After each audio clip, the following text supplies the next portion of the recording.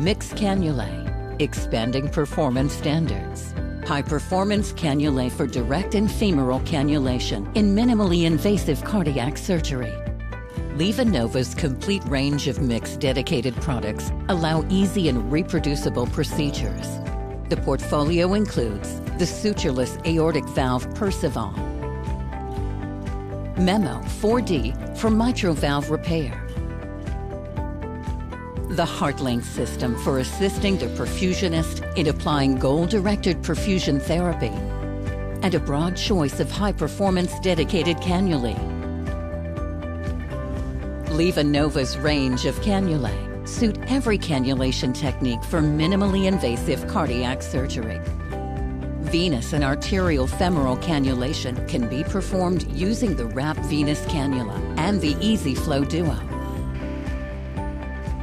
For arterial direct and venous femoral cannulation, the EZ-Flow aortic cannula and the WRAP are available. For venous femoral access, the LivaNova WRAP cannula features a dual-stage configuration for optimal drainage of the inferior and superior vena cava without interfering with the right atrium. The high-flow dynamics of WRAP improves the capability of drainage with a low pressure drop. An optional Sellinger dilator kit is available to perform percutaneous insertion. The LivaNova EZ-Flow Duo cannula is designed for a safe and smooth femoral arterial cannulation. Its conical dispersion tip design allows a more gentle flow in the femoral artery, and its red cap avoids blood backflow during obturator removal. A dilator kit for percutaneous insertion is also included with the cannula. EZ-Flow cannulae are designed for safe, reproducible, direct aortic cannulation and include a malleable stylet to aid cannulation insertion, facilitating bloodless introduction into the aortic arch, as well as a special conical dispersion tip for a more gentle flow in the vessel to reduce shear stress.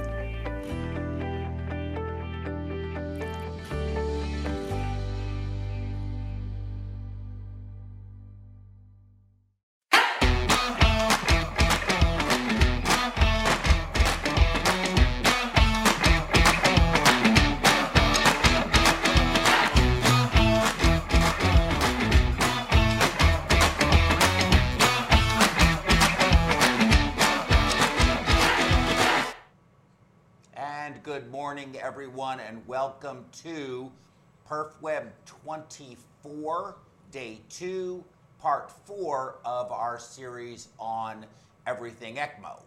And so I'd like to welcome you here, and let me go ahead and get through these talking points that I have to get through. First, we have all of the social media platforms. We have, of course, you see there, YouTube, Facebook, and the Twitter that you can be following us on or watching the program through. Please do us a favor and on YouTube, subscribe. It's very important to us. We have 719. We're desperately trying to get to 1,000. So if you can subscribe to our channel, we would be so appreciative of that. And also, and follow us and ask for updates too. There's a notification button, so make sure you do that. Also, on Facebook, like us and share us, and share, okay? Can't ask you to do that enough. And also on the Twitter, make sure that you follow us on that and also share there as well. So we would be very appreciative of you to do that, and thank you very much. That's the end of my opening remarks for this morning. I'm going to go ahead and introduce our panel now. And our panelists immediately to my right, of course, coming our second time, thank you so much, is Kimberly Sperlin. She is a BSN, MSN, working on your master's, and currently, what is your role again? You have a specific role. You used to be clinical coordinator. You're a clinical coordinator. That's right, at the ICU of a major community hospital here, a level 2 trauma center here in the Houston area. Tammy Lee Sparacino, CCP, perfusionist that graduated from Texas Heart in 2003. She was with us last night, as you may recall. She's back with us today. and she's going to be part of our esteemed panel. Kimberly's going to be talking on anticoagulation and ECMO, and Tammy, and then next to her is Chris Lusby. I said it right for the first time because I usually say Lusby. Chris Lusby.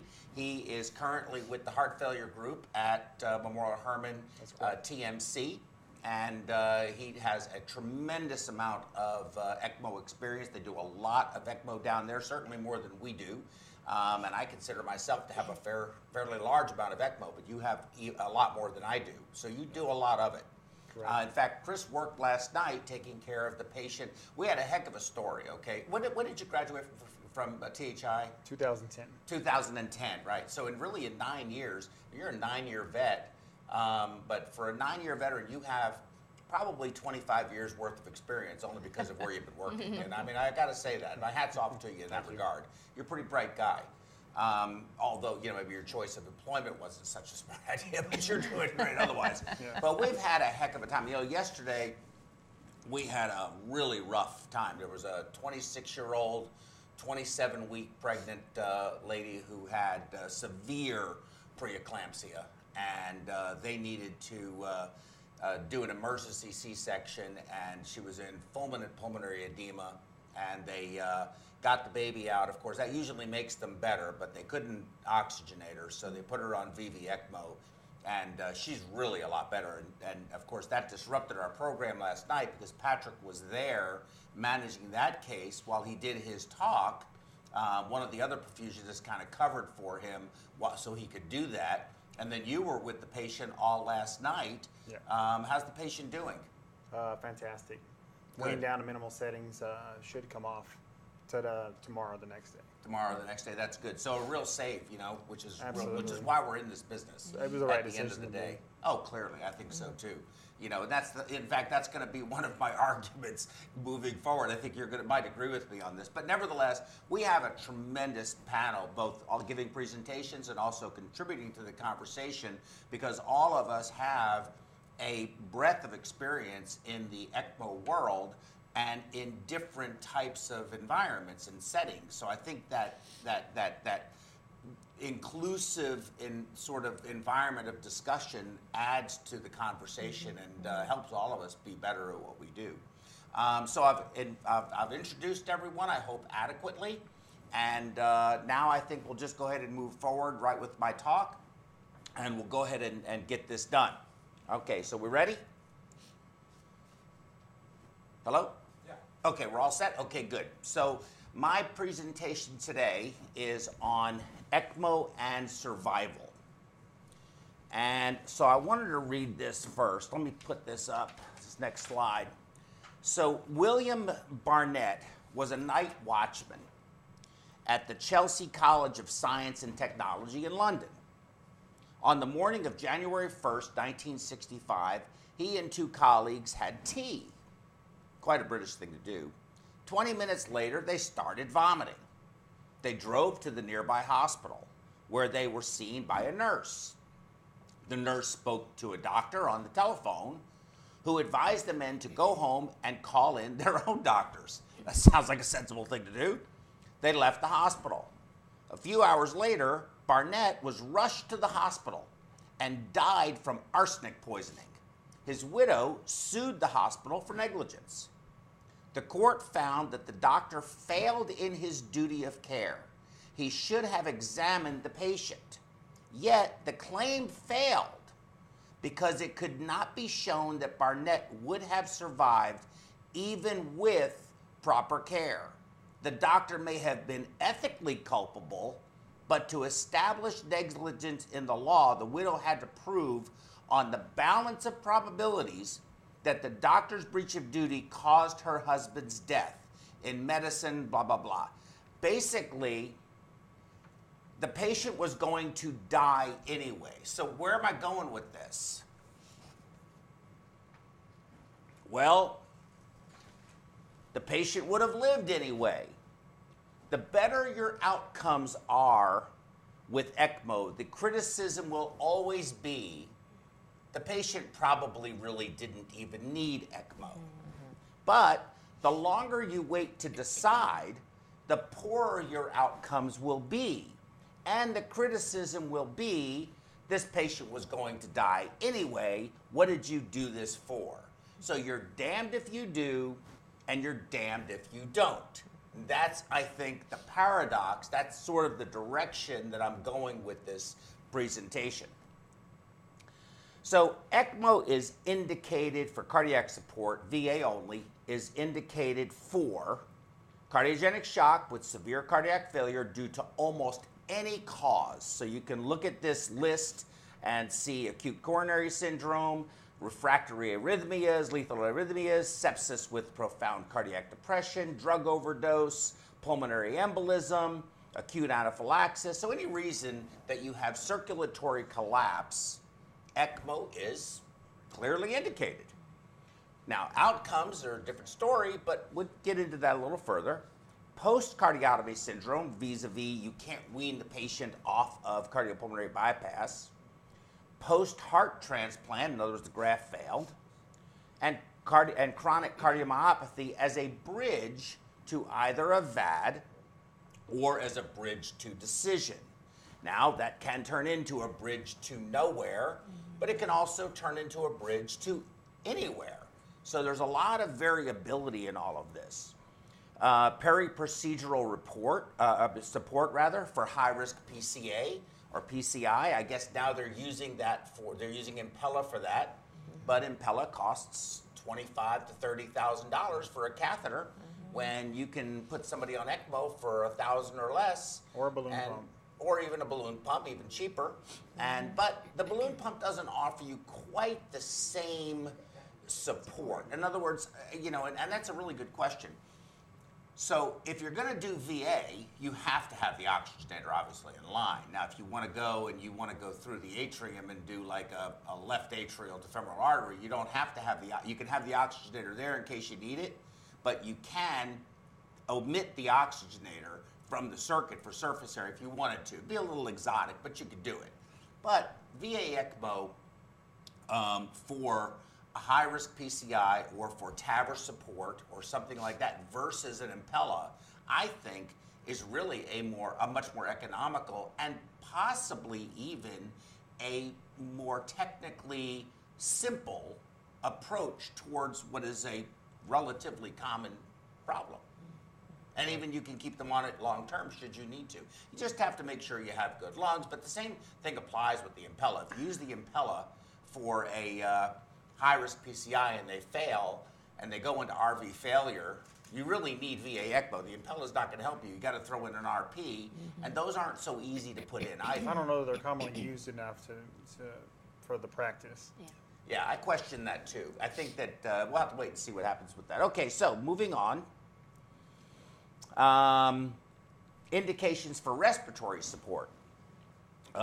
Severe bacterial or viral pneumonia, okay, that's very common. We see that a lot. Aspiration pneumonias or aspiration syndromes, alveolar proteinosis, extracorporeal assistance to rest the lungs for airway obstruction, pulmonary contusion, a fireman gets smoke inhalation or a victim, lung transplant if you have graft failure or the graft just isn't quite strong enough at the moment, bridge to transplant, and that's very common. In fact, they talk about moving patients, taking patients and walking them down the hall of ECMO.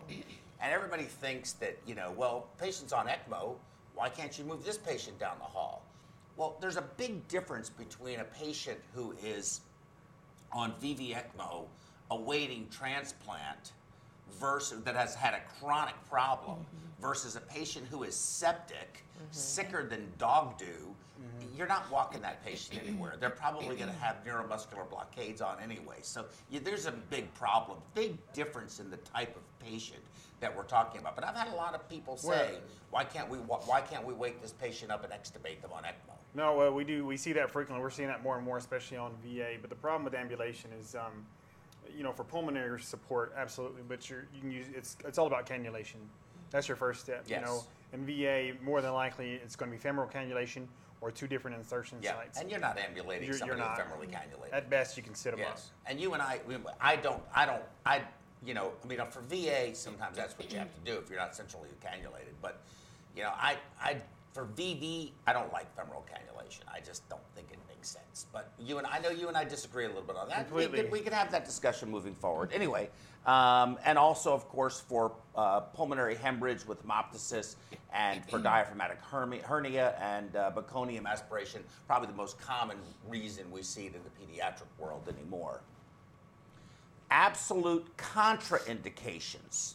Among these, futile treatment without an exit strategy in cases of, and there's the list, especially brain injury, malignancies, unwitnessed cardiac arrest. Those are very concerning, especially when they do end up on ECMO.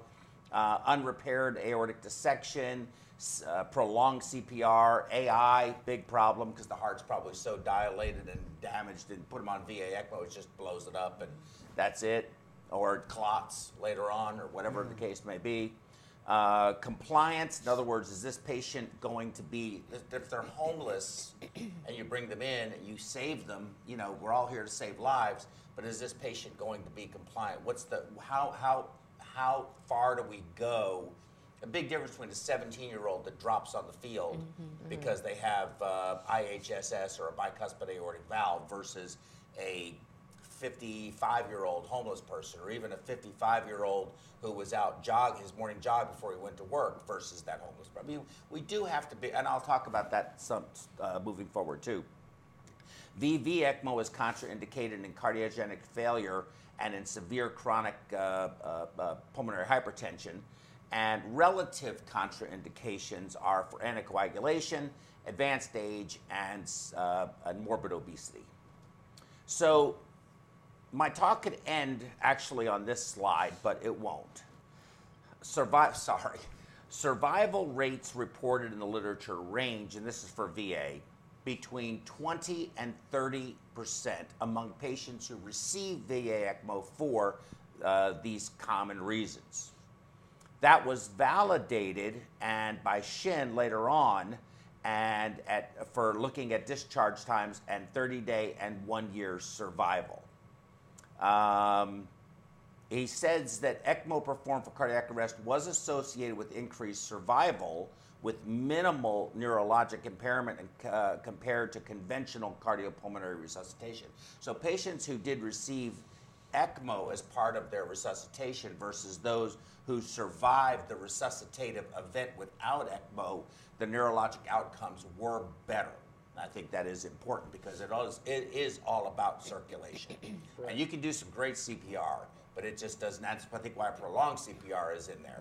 You can do great CPR, but it is never going to compare to the circulatory support you can give with a mechanical device. But are these the 20%? This is a quick video.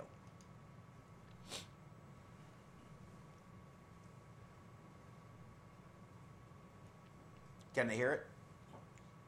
Everybody, and I saw that everything was ordered. So they were like, "Oh, go ahead, eat. Everything's ordered. Don't worry about ordering anything."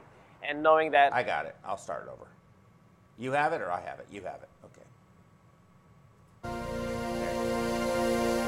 It's an incredible story from Sharp. I was at the restaurant and just going and saying hi to everybody. And I saw that everything was ordered. So they were like, "Oh, go ahead, eat. Everything's ordered. Don't worry about ordering anything." And knowing that I'm allergic to peanuts, I decided to eat dumplings or pick the steamed dumplings because the fact that they're steamed, they're not. There's no peanut sauce. It's not fried in peanut oil. My last memory of the night was we took a group picture. And then after that, I don't remember anything else. When I first heard about this patient, I was actually just coming in to start a shift at 10 p.m. I was taking over for the doctor who was going off, and he said, "Hold everything. We got a sick patient coming in. Let's get ready for this, and then I'll tell you about everything else that's been going on." So he said, "It's a bad peanut allergy. That's all I really know, and this guy's unresponsive, and he's not breathing on his own anymore." When a patient's this sick, there's no time to waste. He had already received adrenaline. He had received the mechanical ventilator. He'd received paralytics and was having everything that we could possibly do to try to help him breathe. And unfortunately, it wasn't working. Right there, fill me up. On a venous is not as important because you don't need to. ECMO functions in such a way that you take blood out of the body, you run it through a complicated system with a filter and with a pump to remove the CO2, the carbon dioxide from the hemoglobin, and to replace it with fresh oxygen that'll bind to the hemoglobin, and then it goes back into the patient. You put a needle in, you get venous blood back, you slide a wire through that, that's going to be your track to slide your catheter over, but it needs a bunch of serial dilations, and so he was using these just gigantic dilators to create this huge hole for this massive catheter to go into this guy's body. My first memory is waking up and just looking around and wondering what happened. I had something in my neck. I noticed that. So I started touching it. I was like, what is this? And then the nurses came in, and then Dr. Shaw came in. They started explaining everything to me. When I returned back to the hospital, about 2 days later, I came in and met Conrad for the first time. He was, at that point, still on the mechanical ventilator, but he was awake, he was interactive, he was communicating, he was writing notes, and it was the most joyous feeling you can possibly imagine to see this young man who had been so close to death now awake, alert, and able to enjoy his family. And to see him basically walk out and be a part of his family and be able to talk and walk and interact and basically be the same guy he was before he came in, it's just so exciting, and it's really what you live for in emergency medicine. Now I feel like I have 2 birthdays. My birthday when I was born and my birthday when I woke up in the hospital. So, a couple of things. One, there's no filter. Okay, there's no filter. The system really isn't that terribly complicated. It's not. The cannulas, though large, aren't quite really massive. but I think that depends on who you ask. You know, if somebody said you want to start an IV and you have a 24 French cannula, that's a big IV. Yeah, this is true. Garden But hose. it's just perspective of those who work in our world versus those that work in that world, and the way they describe these things. But anyway, the filter is an oxygenator for, those of you who may not know that, but I think everybody does. But, okay, so, and this is a debate that's been going on for a very long time. What is the survival of patients on ECMO? And it's a real problem because there are people who believe that no one, in fact, I've been told this by intensive care medicine physicians, no one ever lives on ECMO, and unless they didn't need it. And then I've also been told by others, the complete opposite, that people would live a lot more on ECMO if people weren't so afraid of putting it in sooner rather than later. And there's a delicate balance that occurs, and the risk of criticism and the risk of death are so interconnected on this seesaw, and it's a tough one, but hopefully we can address some of that. So SESAR trial came to be for VV to discuss the efficacy and economic assessment of conventional ventilatory support versus ECMO. It was a multi-center randomized controlled trial published in Lancet. The second trial that we're going to look at is the EOLIA, which is, and none of the description of what it is really matches the name of the trial, so I've never figured out how they name these things. I guess they just wanted it to sound good and they couldn't come up with an acronym. But this was published in the New England Journal of Medicine. So let's look at SESAR first. The clinical question is extracorporeal membrane oxygenation, also known as ECMO, a safe, efficient, and cost-effective treatment compared with conventional ventilation for the management of patients that have severe adult respiratory failure, ARDS, or whatever the case may be.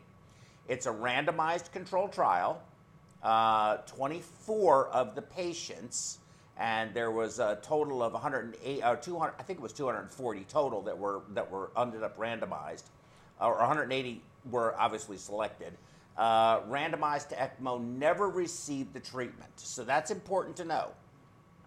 5 patients died either before or during the transfer, and the remaining 17 patients continued with conventional ventilation.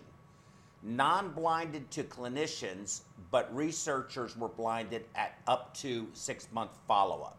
So very important to understand that this trial was a lot more about transfer of patients to an ECMO center than it was actually about ECMO. And if they didn't transfer, then they got the conventional ventilatory support. It was based in the UK, 92 conventional tertiary ICUs. Glenfield Hospital was the only center where ECMO treatment took place, so that was the ECMO center. So there's 92 hospitals, with 11 of them referral hospitals, but only one was an ECMO center. The inclusion, severe but potentially reversible respiratory failure based on the things that you see, the Murray score, the PaO2, FiO2 ratio, PEEP, and so forth, 18 to 65 years of age. Exclusion, peak inspiratory pressures greater than 30 and or a required FiO2 of greater than 80% for more than 7 days. And they excluded them because with an inspiratory peak pressure of over 30 or greater, and that much of concentration of inspired oxygen, after 7 days, the barotrauma and the corrosive properties to the alveoli of that level of oxygen is going to be irreversible. And so here, when we see patients that get put on VV ECMO, who they've been whipping the lungs for the past 10 days, and now out of desperation say, let's put the patient on ECMO, we go right back to that original thing of the Mr. Barnett who had the arsenic poisoning. Well, they were going to die anyway, and that's the problem. Interventions, transfer to the ECMO specialist center and consideration for ECMO treatment. All patients randomized for consideration of ECMO were transferred to Glenfield's own specialist retrieval team by their team. No patient was ever transferred on ECMO. If patients were stable, a standard protocol was used, and that describes it there. If patient did not respond within 12 hours, they received cannulation and ECMO according to published institutional guidelines. So if they randomized them to ECMO, they got sent to the ECMO center, but then in the ECMO center, they optimized the ventilation, and at 12 hours, if they didn't respond, then the decision was made to put them on ECMO. Non-responders included patients who had a greater than 90% FiO2 to achieve, and I find this odd, but a pulse ox saturation of 90%. I don't know that I'm really that comfortable with that, only because I've seen a lot of pulse oxes, and the pulse ox had to be on a peripheral digit, so in order to be included in this study. I'm not that comfortable with that, but that was their protocol. And or respiratory or metabolic acidosis of a pH less than 7.2, or were hemodynamically unstable. So those were, if you were a non-responder and you were going to be put on ECMO, that was a done. Veno-Venous was the mode, using percutaneous cannulation with, I'm assuming, an Avalon. Servo-controlled roller pumps, not a centrifugal pump, which I found very interesting. And the ECMO was continued until lung recovery or apparent irreversible multi-organ failure had ensued. The outcome, primary outcome, was death or severe disability, which included, or was defined rather, as confinement to bed and ability to wash and dress alone at 6 months after their randomization. In the ECMO group, 17 of the 85 patients that arrived at Glenfield continued to receive conventional ventilation rather than ECMO, and 82%, or 14 of those patients, survived without severe disability. So taking the patient from their outside community hospital, sending them to the ECMO center, optimizing their ventilator with experienced people, meant that patient survived without severe disability for 6 months, certainly, but never had to be put on ECMO.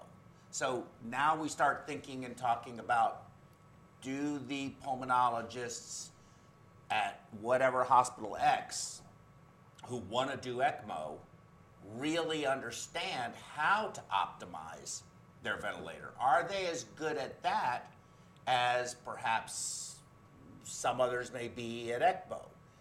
How many patients, and I think that's really the issue, is do they know how to optimize the ventilator and the patient doesn't need ECMO and can get through without it? Or do they not know how to do that and the patients are getting ECMO that may not have needed it, and that's that subset, that cohort of patients who they say they would have done fine without ECMO? It all depends on who's saying that. I think that matters. Let's see. Okay, moving on. So the conclusions of the authors of SESAR are that the study supports ECMO as a valid treatment option for the management of patients with severe respiratory failure. However, it does not show that ECMO is better than conventional ventilation. With incomplete follow-up data in nearly half of the patients, and this is very important, 24% of the patients in the ECMO group not actually receiving ECMO, we are left with insufficient evidence as to whether ECMO is better or worse than standard ventilation. Standard ARDS-net ventilation, protocolized ARDS-net ventilation in adults with patients with severe respiratory failure. The study, however, does highlight the importance of involving specialist units, effective lung protective ventilation, and ECMO as an option in refractory respiratory failure. In the EOLIA trial, the question is in patients with severe ARDS, does the early initiation of extracorporeal membrane oxygenation compared to standard care improve mortality at day 60? That's their central question. So here's their background. Severe ARDS continues to have high mortality despite improvements in mechanical ventilation and rescue therapies. You can read all of this. We all know this. Then they talk a little bit about the SESAR trial, and it remains unclear if ECMO improves outcomes compared to standard treatments, including protective lung ventilation, proning, and recruit maneuvers. So that's the background, and the central question was survival at 60 days. It is a prospective, multi-center, randomized controlled trial. They used predominantly Maquet, but they claim that they were not involved in the trial design, data analysis, or interpretation. That's significant, I think, to state that. Target sample size was 331 patients. They had a defined stopping rule, which was safety, efficacy, or futility. 64 centers, international, though predominantly in France. And I think the French are really advancing on the ECMO front. I think they're really making a major push, especially with that mobile ECMO unit that they have. And well, you know, Matt was on here a couple of last month, Matt Warhoover, and he had some data out of their programs.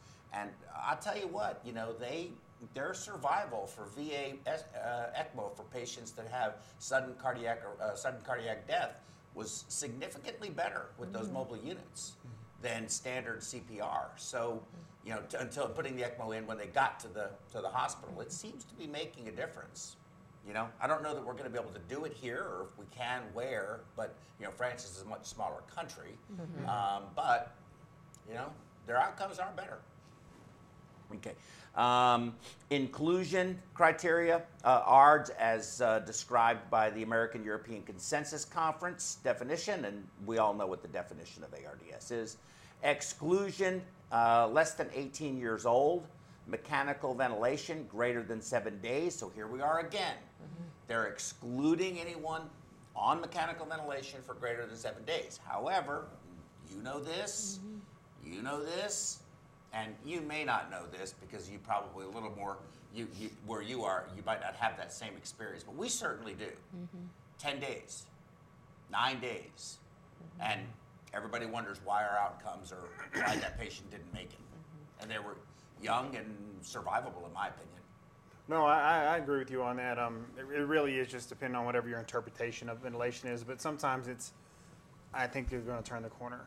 I think they're going to turn the corner. Or, you know, today, you know, the blood gases look better, ventilation looks a little bit better. and then it goes backwards.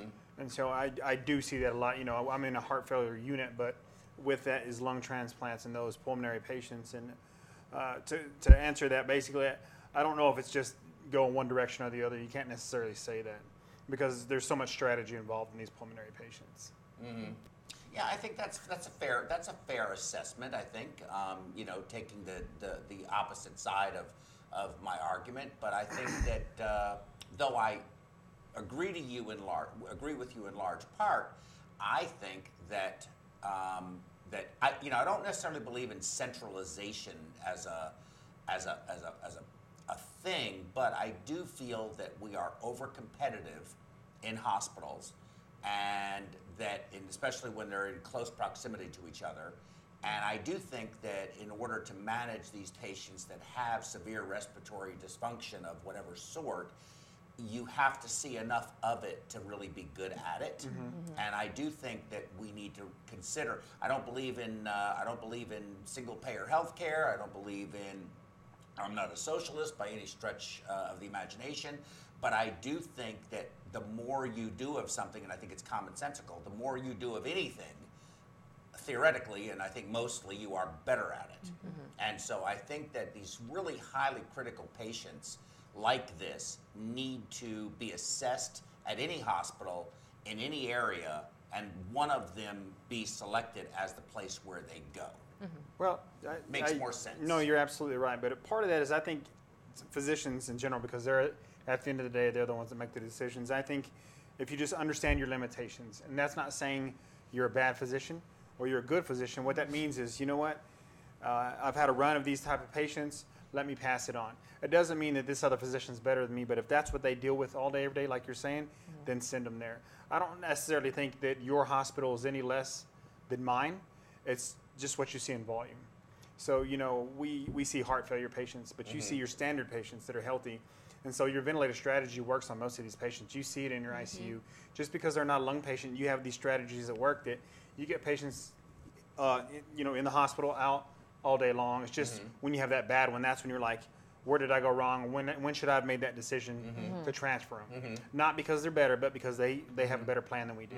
Well, yes, I mean that's true too. But again, that kind of goes to the central point of, you know, first of all, your issue of, or your point that about the physicians, and I think this is with really almost any high-level advanced practice clinicians like all of us at this table, or physicians, frequently wrong, never in doubt. You know, and I don't think that that's helpful. I think that you have to. It's very hard for them to know their limitations because, again, you just don't know your limitations. That's not what we're trained to do. That's not how we're built. That's not how we're supposed to think. And those are pressures put on us by administrators, by society, by ourselves, each other, and everything else. But there's not any one place, for example, in a city like Houston, in the med center, that can manage, let's just say it's you. There's only so many beds you have. Correct. You can only make those buildings so big.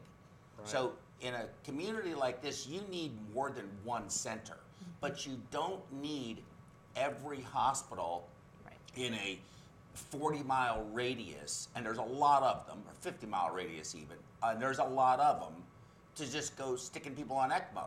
Now you maybe put it in, get it initiated, but there's got to be a system. You're coming to get this patient like right now. Make the decision over the phone, look at the parameters, make whatever adjustments. Somebody makes that call, because look at what's happening with the reimbursement on it. Why do you think that's happened? It's happened because of it's just being thrown in. And there's nothing wrong with just throwing it in if that's the right thing to do, and mostly it is. But you have to manage the patient. You have to have a plan. Right. ECMO is not curative. Right. It buys you time to fix the problem, and it requires a lot of nuance associated with your therapeutic modality. You need to have ECMO, you need to have CRRT, you should have, I think, hemoadsorption. I think you should have a lot. I mean, there's a lot of components to this. Infectious disease, you know, you got to treat the problem, the antibiotics, what the original problem, if that's what it is. It's not as simple as I put the ECMO in and the patient is going to now miraculously get better on his own because or her own because the ECMO's in. You need an ECMO management team from all perspectives. And then resource utilization, being able to accommodate changes like that. We talked about that last night with staffing models. There's a lot to it. It's a complicated subject and a complicated topic. And if you do it well, it can be certainly at worst cost neutral for a hospital. There's a possibility that hospitals can actually generate some meaningful profit from it. Nobody's going to get rich from it, but certainly make it cost neutral, and make your hospital stand out if you're really good at it. But if you do it wrong, it's horribly expensive. That's correct. Okay, I'm sorry, go back on my thing here. Okay, so the exclusion criteria are these things here: pregnancy, grossly morbid obesity, any kind of long-term chronic problem.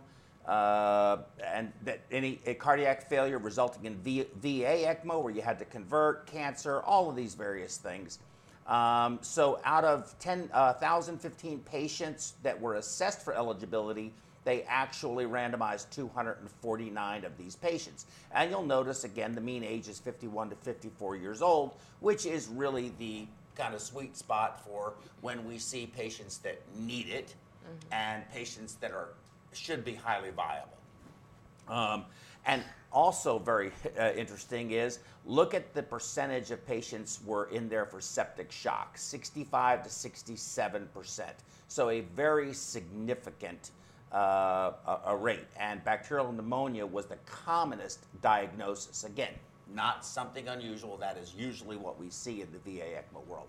Primary outcome was no statistical difference in mortality at day 60 for the ECMO group or the control group, though it was 44 out of 124 versus 57 out of 125, 35 to 46%. It did not achieve statistical significance, which I found very interesting.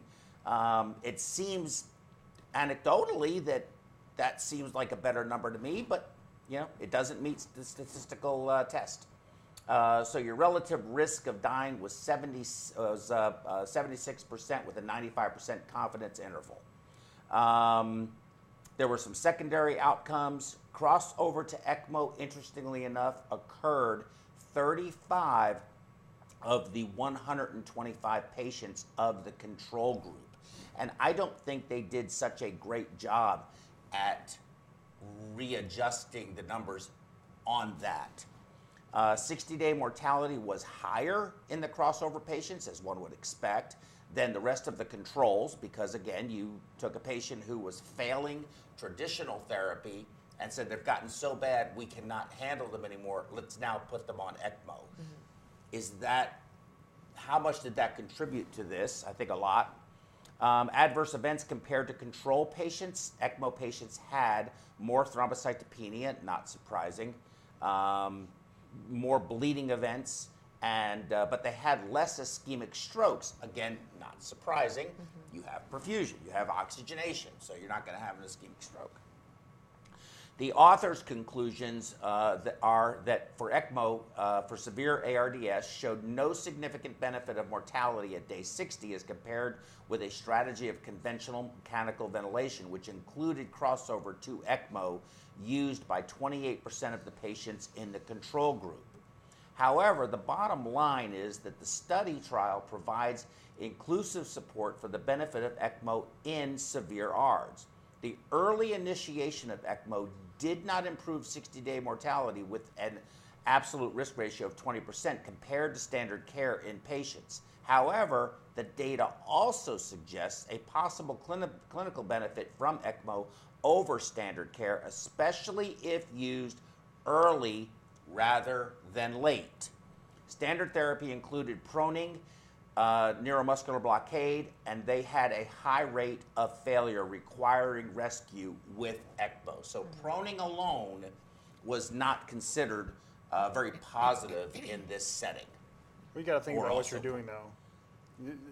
If somebody doesn't understand that, you're laying a patient, you're moving a patient with these garden hoses coming out of their neck or their groin.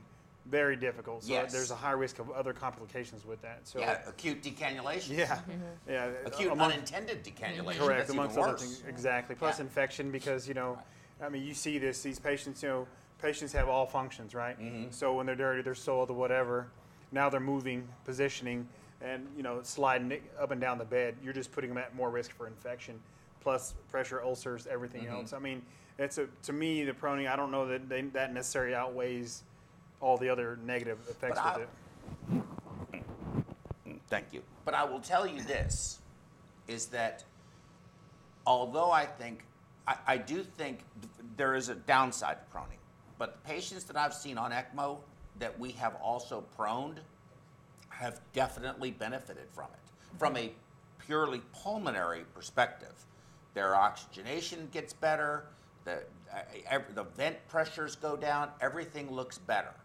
And so one of the reasons why I really, for VV ECMO, dislike groin cannulation is when we're not going to prone the patient and you see them, especially when they're heavy and they're lying flat and they have a little short chest but a big barrel belly, and it's just shoving all that pressure up on the diaphragm. You see these really high peak pressures on the ventilator, and everybody's struggling. And I just will set them up, even put them in a reverse Trendelenburg and sit them up as much as I can to drop all of that and take the pressure away. And you see the peak pressures on the ventilator come way down. You recruit some additional lung. You can sort of turn the FiO2 down. It just looks better. They get better. So I do think proning works, but I do think that there is an issue with safety and with increased risk of infection. So it does have a dark side, but they do get better from a lung perspective, I don't think. Now, did you mention the weight thing? I noticed in their study how you just see nobody was overweight. Right. Yeah.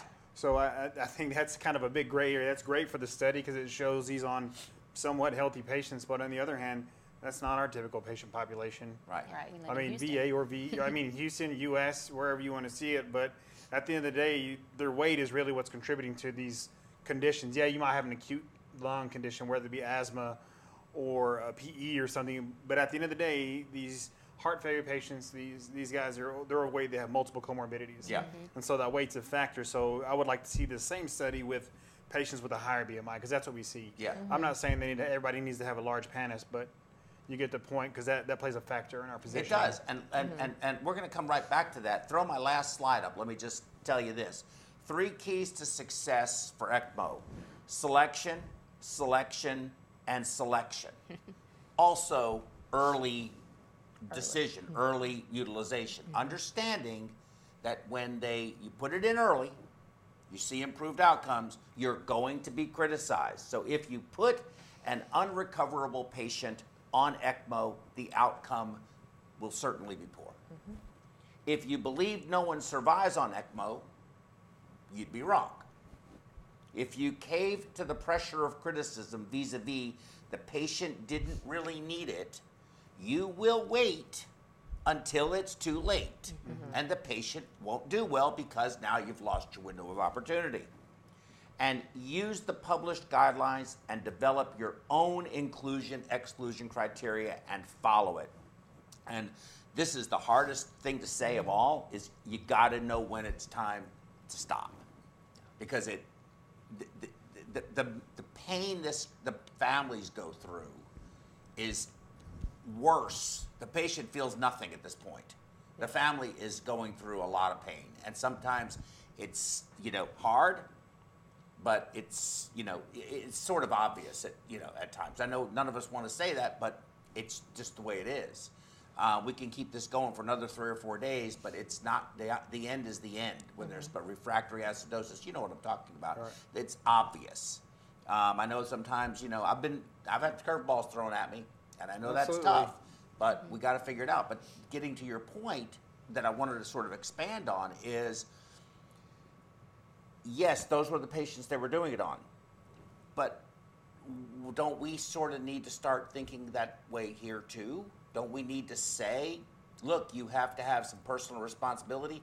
His BMI is X. he is not a candidate because the outcomes with those people are so poor. Whereas here's not a picture of health, but not morbidly obese, maybe somebody like me, or maybe a little worse, and they just drop dead for no reason. That's a really salvageable case. But when they're 380 pounds and 5'7", they're not going to make it. See, on that part, it sounds great, but I have physically experienced more than one 400-pound patient comes back in and says thank you. Mm-hmm. And there you go. On multiple occasions. Yeah, it happens. You're right, it happens. And nobody has a crystal ball, right? No, I think at best bet, we need to have more structure, if I had to guess it with anything, because we have so many specialties, and it's like, man, that's great. Heme path, manage that coagulation, pulmonary, manage that ventilation, surgical, we can manage cannulation techniques, strategies, position, the same thing with cardiology. But at the end of the day, because there's so many things, so many specialties, we don't have a strict guideline that would push us in the right direction. Because this 400-pound patient made it today, that's great, and we did the right thing, and we did what we wanted to do, and it turned out that way. That also sets us back 10 patients. Because of that one patient, we do the same thing for the next 10 patients, and it doesn't work. Mm-hmm. Mm-hmm. But we're like, remember, Mr. Smith, it worked for him. That's why we're still doing it. Yeah, and you know what? And that's a valid point. It's like stopping.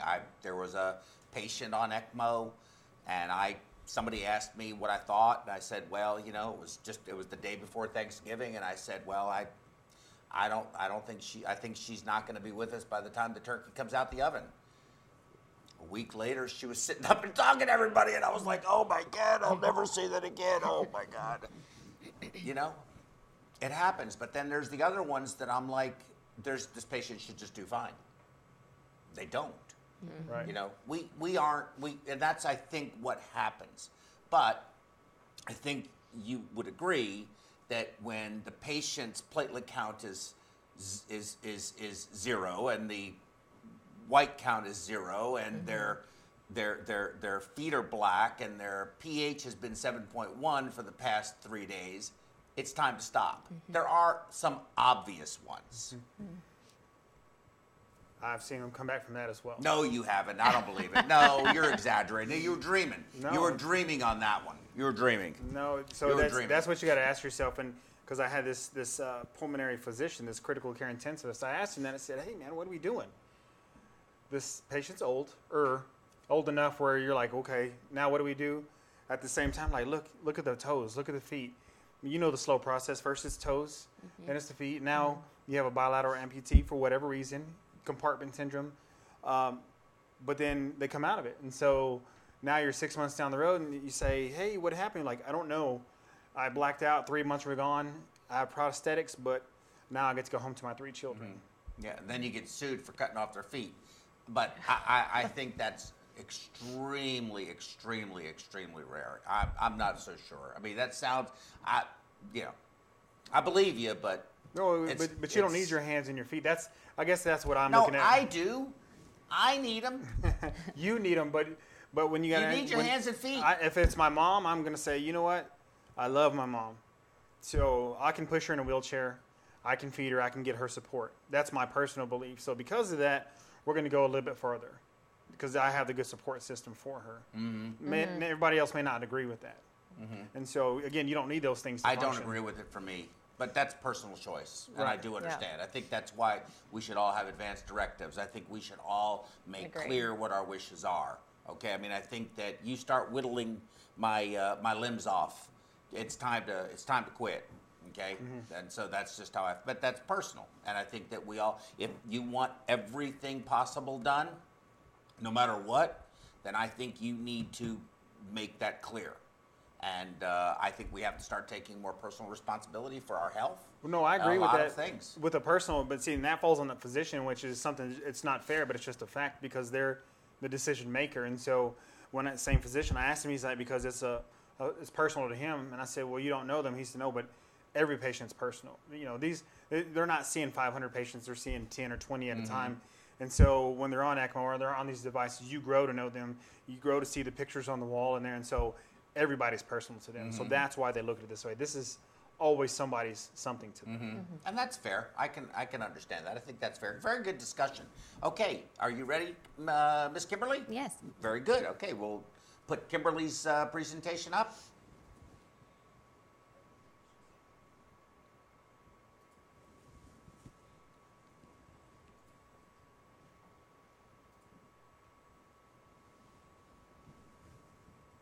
Point at bottom screen. Point at bottom screen. Oh, no, it's over there. Okay. Yeah. Do you want me to change it for you? No, I'm okay. You got it? Okay. Okay. So I'm going to be discussing anticoagulation management with ECMO.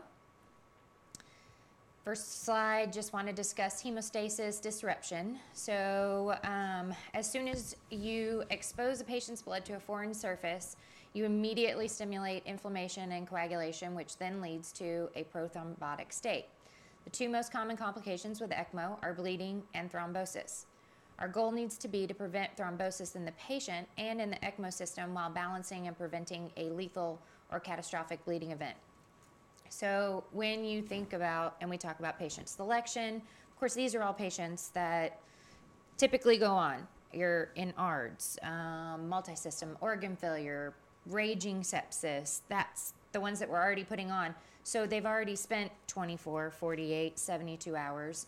All those inflammatory mediators already released, all of the clotting cascade already affected, and makes it very difficult to manage them. And then your surgical patients, like your trauma patients, trauma surgeons are hesitant to use it because they don't want all the bleeding issues. And same thing, you've had an acute traumatic event, patients go into SIRS, big inflammatory response, and you talk to those guys and they're like, absolutely not. They're, ECMO does nothing but make patients bleed.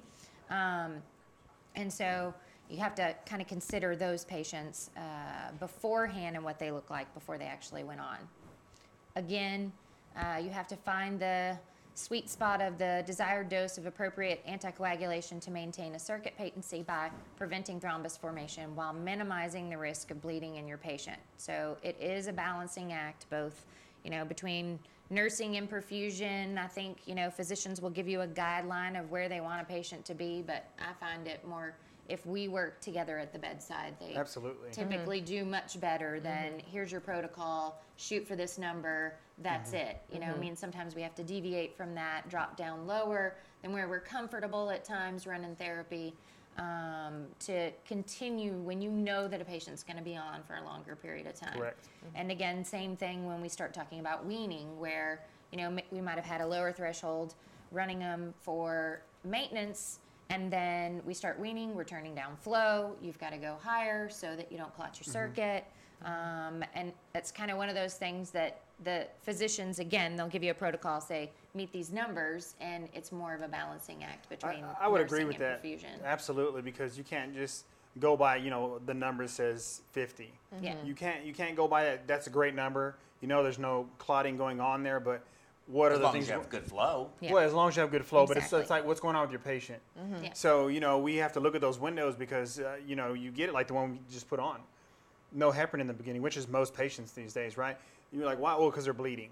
And do they have a neural bleed? Do they have an abdominal bleed, or is it just cannulation site? And so I like what she's saying because yes, the physician, he knows what he wants, but he's not there 24/7 unless you're doctor. They works with you guys because he is 20. He's there 23 out of 24 hours a day. But having said that, I absolutely agree. But he also has a very successful ECMO program. He does. But what I like though is that he leaves it in our hands, and I work with her, and he leaves it up to us. We know because we see these patients all the time what's in their best interest. And so sometimes we have to not have heparin on board and say we'd rather not have them have a subdural bleed and change out the ECMO circuit versus, oh, hey, our flows are great, but nothing's going on upstairs. Right. Yeah, I think Dr. Manny does very well because he will give guidelines, but then he wants input from nursing and perfusion. He really relies on us together to say, what do you think? And he takes the input from us. He does. I think he's excellent at doing that. So the most common types of anticoagulants used, heparin is obviously the most popular used one, and then of course you see patients with, it's kind of one of those things that I think it's Overdiagnosed? yes. A lot. So in those cases, we've got Bivalirudin or Angiomax and Argatroban. So if you have a patient that you suspect HIT, I'm always going to advocate to get hematology in there. I think that that's more than what Palm Critical Care needs to be managing. A lot of them may disagree, but I really think hematology needs to be involved because it is a more difficult balancing act with those patients. I agree with you on that. I think to take it a step further, I think anybody who's just on ECMO specifically should have your hematology team on. Why would you not have them on board? I mean, we know that your physicians can manage it, but these are the specialists, and you know, how many patients do you have on ECMO out of your entire hospital? It's not a coronary patient or it's not a VAD patient, it's specifically ECMO. And that's going right back to my earlier discussion of we need to have places that have all of these services available, a lot of different disciplines, and not just XYZ community hospital that just wants to put the ECMO in because they could, and now nobody's managing them. Right, or mismanaging. Okay, maybe they're not managing them as well as they could. We'll say it that way. More positive approach. So just a little bit about heparin. Again, it's the most commonly used anticoagulant for both children and adults. Potentiates antithrombin 3, resulting in inhibition of thrombin and factor 10A. Levels can be easily monitored and titrated following serial activated PTTs. It has a very short half-life, 60 to 90 minutes in patients with normal kidney function, and can be as long as 3 hours in patients with renal insufficiency. It's the only one that has a reversible agent with protamine, and monitoring methods include ACT, APTT, and anti-factor 10A. Bivalirudin is a direct thrombin inhibitor. Can be used for patients who have current or previous history of HIT or heparin resistance. Has been used safely in adults, but I couldn't find any data at all for use in neonates and pediatric patients. But that's, I've always been adult ICU nurse, so I cannot speak to that at all. Monitoring methods include ACT and PTT. Half-life of 25 minutes in patients with normal kidney function and 50 minutes in patients with severe renal impairment. Again, no reversal antidote, so you get a patient that you do start having bleeding issues, becomes a problem, because 25 minutes can seem like a long time when you're emptying the blood bank. Yeah. And it can be used safely in patients with hepatic and renal insufficiencies. Argatroban, another direct thrombin inhibitor, can be used for patients who have current or previous history of HIT or heparin resistance. Again, has been safely used in adults and is the first pediatric labeled safe choice for patients with HIT. Monitoring methods again include ACT and PTT, half-life of 45 minutes. Again, the problem with it, no reversal antidote, and has to be dose adjusted for patients with hepatic impairment. So the big thing with the DTIs, they're more expensive than heparin, and you know that's and always static blood will still clot. Yeah. The blood has to be moving.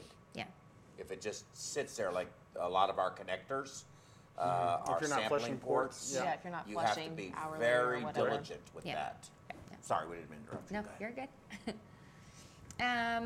Then I just wanted to kind of discuss traditional ECMO anticoagulation ranges. Again, activated PTT 1.5 to 2 times the baseline, or a goal of the 50 to 70. ACT 160 to 180 for patients who are bleeding, or 180 to 220 for non-bleeding patients. And then the anti-10A 0.3 to 0.7 international units per mil. Again, those are just ranges. They have to be adjusted specifically for your patient, where you're at in therapy. Are you just going on? Are you day 10 and you're looking at another 5 days? So that's why, you know, I wanted to kind of say in the first slide that it's a balancing act between nursing and perfusion. That's just a guideline, and you really have to look at the big picture. Can you tell us anything about anti-10A? That this Yes, I have another dosing? slide on it. Oh, good, because I don't know a lot of. I don't know a lot about measuring for anti-10A activity? I really know very little, if nothing. Yeah, so there's therapeutic and prophylactic, which I've got a few slides later.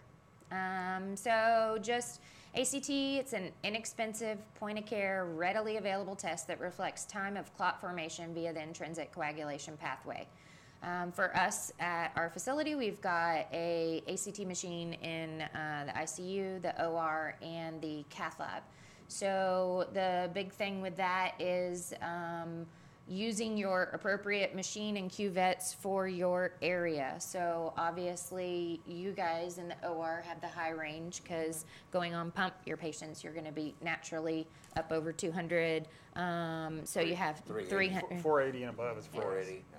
Well, Yeah. 380 and above, I'm happy with. So the only thing with that is knowing which machine you have, which cuvettes you have, what it's QC'd for, and using the appropriate one.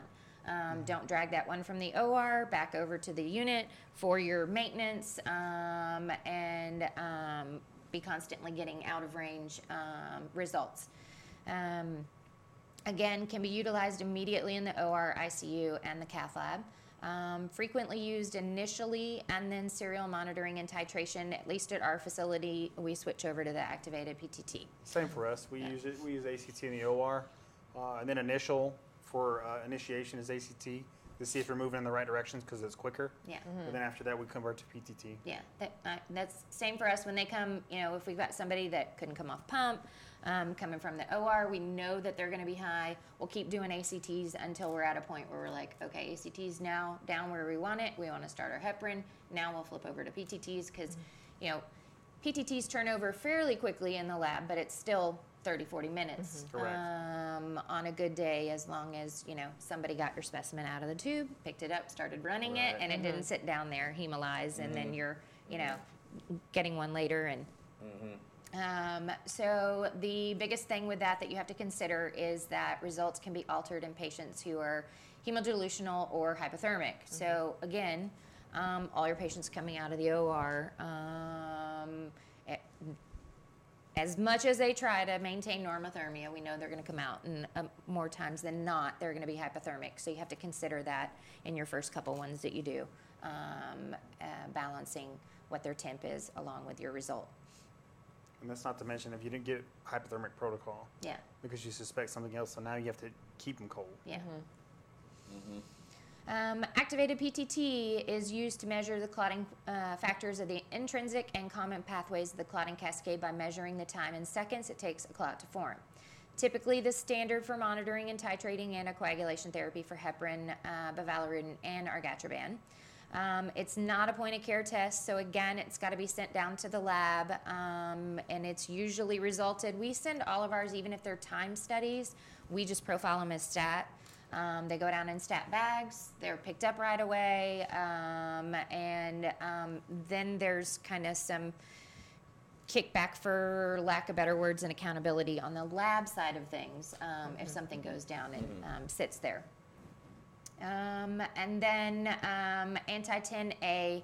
I'm starting to see this more at my facility. I can't speak for downtown. Do you guys do anti-10As? No. So the anti-factor 10A assay is designated to measure plasma heparin, including unfractionated heparin and low molecular weight heparin levels. I'm seeing it more like in the low molecular weight, looking at, are they therapeutic?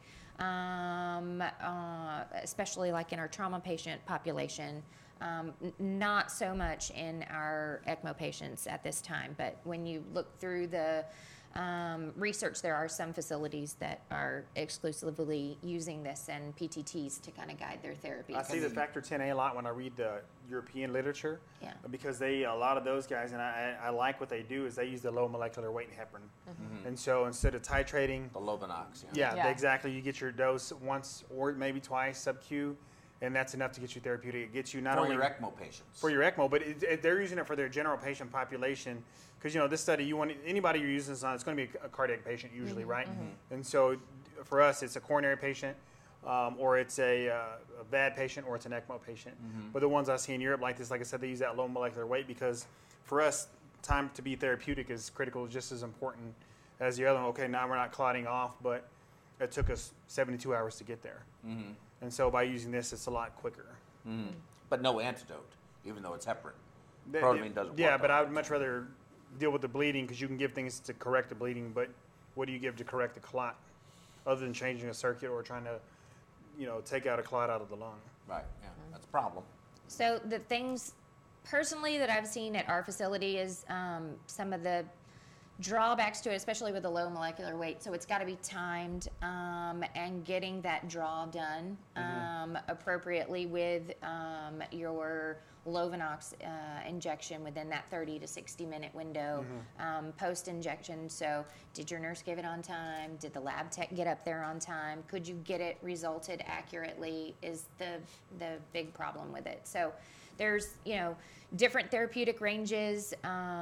There's therapeutic and prophylactic ranges. So you have to be sure that you're actually looking at and measuring the correct one, and that lab's not resulting out your prophylactic range and you think that you're dosing appropriately. We have a wonderful clinical pharmacist that works in the unit who is much more familiar with this and dosing and literature on that that really kind of gives us a hand with that. It's typically run, again, in addition to APTT, but it takes longer to result. Effective tool for patients with suspected heparin resistance.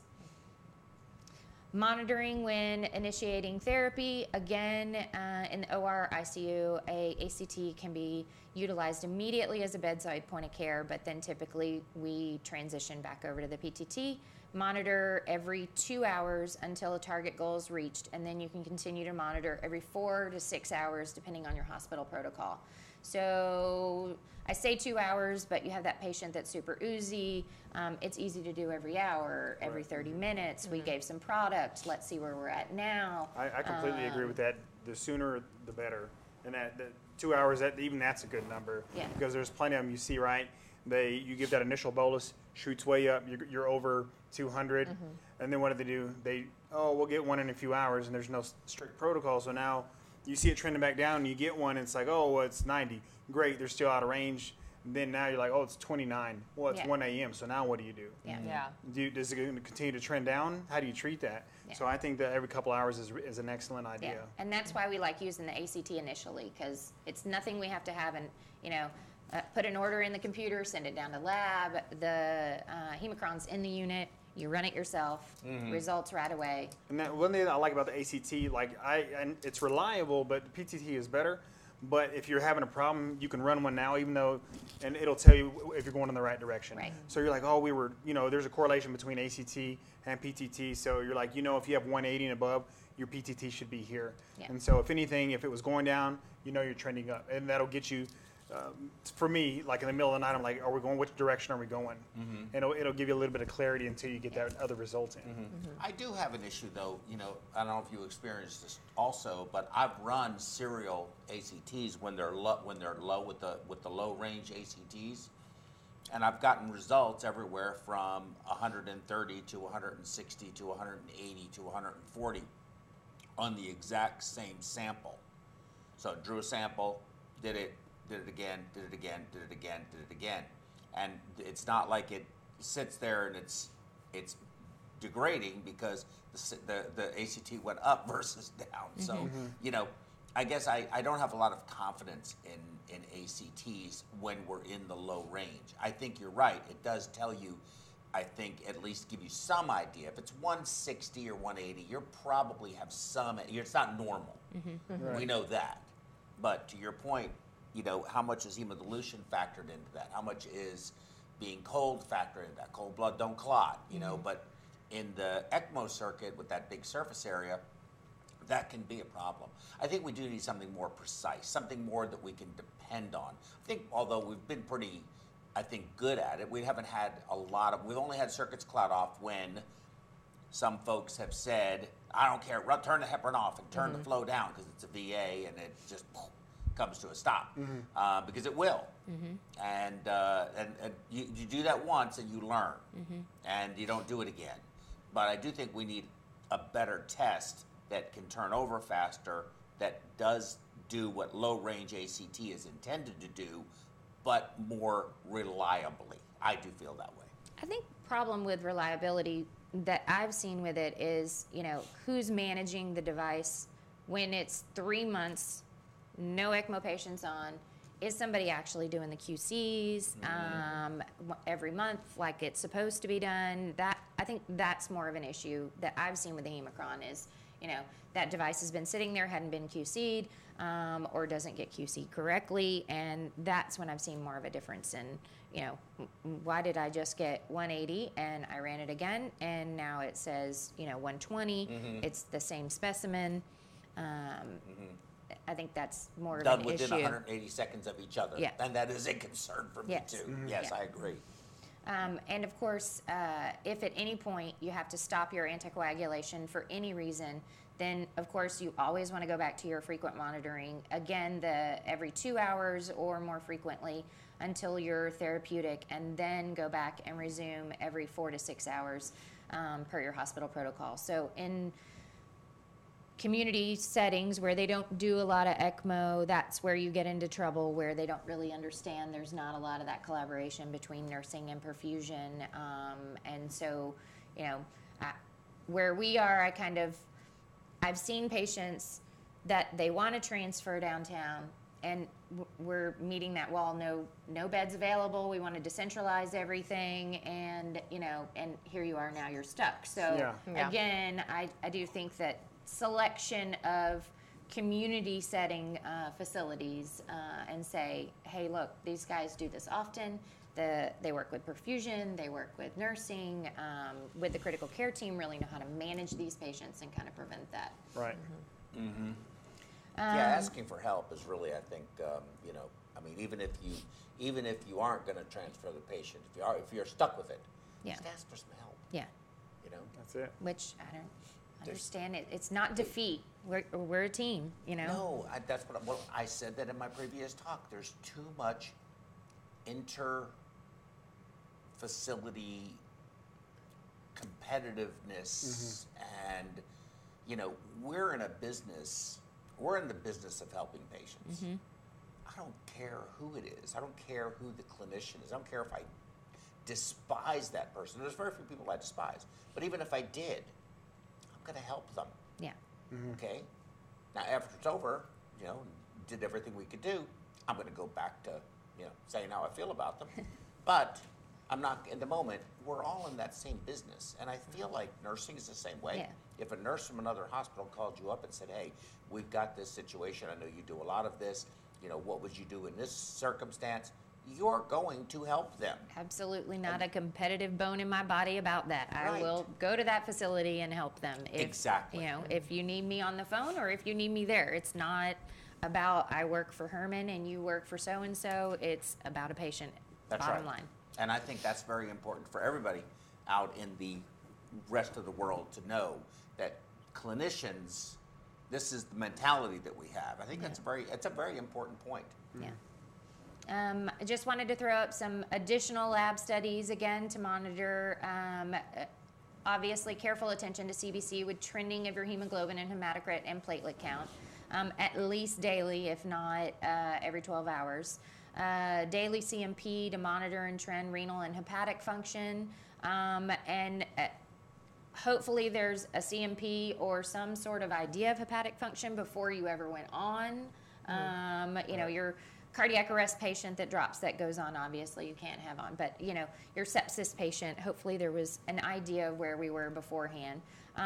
Daily fibrinogen, and plasma-free hemoglobin or LDH if hemolysis is suspected. And again, if coagulopathy is suspected, then you can utilize a rapid TEG to assess platelet function, clot strength, and fibrinolysis. So rather than just guessing at what product do I need to throw at this patient. Absolutely. I think that is a test that is underutilized. I understand not every hospital has the ability to run one of those, but it will save you money, time, and patient care if you can say exactly where the angle is, what your waveform looks like. And why not? Why doesn't they're not expensive. Yeah, they're not expensive at all. They're not. No. I know part of it is time. Pound foolish. But in an ECMO patient or even post-cardiotomy patient, we do that. I know we do that for transplants and bad patients. Usually, if we try to time it right, 30 minutes before coming off bypass, we run labs. We send them. So whenever we're coming off bypass, heme path comes back in there and says, "Oh, don't put all those cells in there. Here you go. Here's some Amicar. Here's this. We can do this." Yeah, especially with the big move towards blood conservation and not using as much product. Hopefully we'll start seeing physicians. And I think the biggest problem, especially where I'm at, is like a lot of them don't even know that we've got the tool available in the lab to utilize it, or they don't know what to do with the results. You know, I had one surgeon where I was like, I'm not asking you, I'm telling you I'm going to send this. I'm not going to stand here and have this argument with you about is this you know, bleeding issue, or, you know, because I felt very strongly that the patient needed to go back to the OR. I felt like it was a proline deficiency, and he disagreed. And I said, well, I'm not going to stand here and have this conversation with you. I'm going to send this off, and then we'll discuss it. And I mean, he just flat out told me. He's like, well, I don't know how to interpret that. And I said, well, I have this little book right here, and it gives you directions. That's what your lab, that's what goes back to that heme path person. Because there's a big difference between platelet function and platelet count. Yes, absolutely. So it is really And when underutilized you're at this bleeding point. Yeah. And you're resuscitating with non-coagulation factors. Yeah. You're bleeding coagulation factors, so guess what happens? Yeah. Your counts go down. Yeah. Eventually you do become coagulopathic, but you're never going to fix it if you don't let them fix the continue to holes. bleed Yes. and use up all those factors and wonder why there's nothing left to clot afterwards. And then they have a tamponade on top of it now because it's all bled out. Exactly. Wanted to throw a slide up here, of course, about nursing considerations. Minimizing unnecessary blood draws. So a lot of times, depending on what kind of patient, like ARDS patients, when we put them on, and they've got any hint of renal dysfunction, we push early for initiating CRT with these guys as soon as we put them on. So you'll have nephrology who wants this set of labs every 4 hours, and then you want critical care who wants this every 6. And so as a prudent nurse, that's where I feel like you should say, hey, look, no, do we really need every 4 hours? Let's go 6 with this, and I'm going to time everything all together. Don't just be, you know, okay, this doc told me to do this. Use some common sense with it, and kind of cluster your blood draws together. Yeah, absolutely. Lab sampling hemorrhage is real. No, really, it's true. Everybody should be treated like a Jehovah's Witness patient or a pediatric patient. Don't just throw generic things at the patient, hypovolemia or whatever. You know, be more specific. Yep, absolutely. Again, trickle feeding these patients early on to minimize gut irritation and reduce risk for GI bleeding. The critical care guys will look at you when they're like, when we ask about this in rounds, hey, I want to start feeding this patient. Again, what kind of patients are we putting these on? Not healthy patients, already stressed patients. And, you know, why let that be a deterrent? Because then here goes your doc saying, oh, look, now they got a GI bleed because we put them on ECMO. I know we shouldn't have put them on. So something as simple as feeding them early on to prevent everything that you know, every potential negative effect that could happen. Now, is this steak and potatoes? Or? Absolutely. We are at the Woodlands. With some beer? Yes. And again, utilizing PPIs, it sounds simple, but you know, you have somebody that's super sick, you've got 10 drips in the room, they're cannulated, and somehow the simple stuff always gets missed. So that's why I wanted to throw that up there. Again, what's PPI? Proton pump inhibitors, Protonics, Pepsid, you know, protect that gut. Collaborate with the physician and the perfusion team to maintain the lowest possible threshold, especially if you foresee the patient's going to require an extended period of time on therapy. Again, that's initiating, and then of course, when we start talking about weaning and reducing flow, you have to know that balance of, all right, I've got lower flow states, now I know I need to run a little bit higher. How old is my circuit? Yeah. So now you're 3 weeks in, and it's the same oxygenators when you started, and now I'm trying to run it at 2 liters. You may or may not have a problem. Post-oxygenator gases. You know, it's one thing to say, oh, everything's great, we're weaning down, but now you need to see how well is my device functioning. So you need to do that in, you know, in comparison with what you're doing. give them the best benefit. Don't worry, in our program, we would never have an oxygenator on for 3 weeks. Never going to happen. Sorry. Maintain platelet count thresholds. So I asked my docs early on, hey, where do we want to be? Just kind of general guideline, greater than 20,000 in non-bleeding patients and upping that to greater than 50,000 in bleeding patients. Again, taking a proactive approach to managing these patients. Don't wait until your platelet count is non-existent and then wonder why there's an issue. And then the other thing that I'll ask for is a H&H threshold. And, at what point do you want me to transfuse? And just getting that ahead of time, having it, I literally write it on the board in my room. So I'm not calling my doc in the middle of the night. And I've got my blood set up and ready to go. Type and cross. That's a big thing I see. They don't predict that. You're like, they're going to bleed. We drew labs, and this is what's going to happen. Can we go ahead and type and cross because we're going to need to transfuse at some point?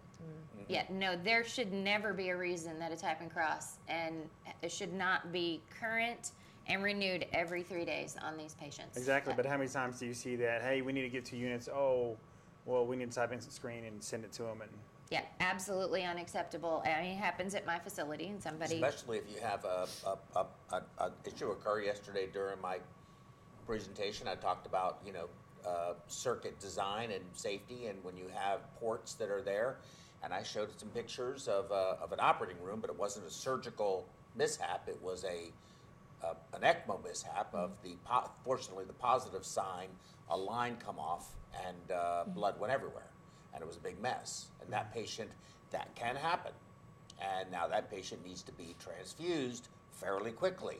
But if you don't have them type it crossed, so it's going to be O negative. But why do you want to do that? Yeah. And what if you don't have O negative? Or it's going to be whole blood. Or it's going to be whole blood, whatever. Right. Yeah, that's one of those things with experience in running these patients that you get to know, hey, that's one of those no-nos that is not allowed to expire. Always, it seems like a simple thing, but maintaining normothermia in your patient. Again, whether you have a Foley temp sensing probe or you put a rectal probe in these patients, I think like a lot of times temperature is one of those things that people just don't think about. These aren't patients that you're monitoring every 4 hours and watching fluctuations. No, you're watching them every hour and using your heater cooler. Yeah, using your heater cooler to maintain your patient temp. It seems like a very simple thing, but normothermic patients don't bleed as bad as cold patients bleed. Right. Cold blood don't clot. Exactly. Questions? What happened there? It just went blank. Yeah, I have a lot of questions. Actually, Nate Badair. Now, let's stick on this subject because Nate had a question for the previous one too. But on the hemoglobin threshold, I'd like to talk about that a little bit. And my next slides are going to be a little bit interesting with this too. But why are we running hemoglobins of 21 and 24? I mean, is that enough?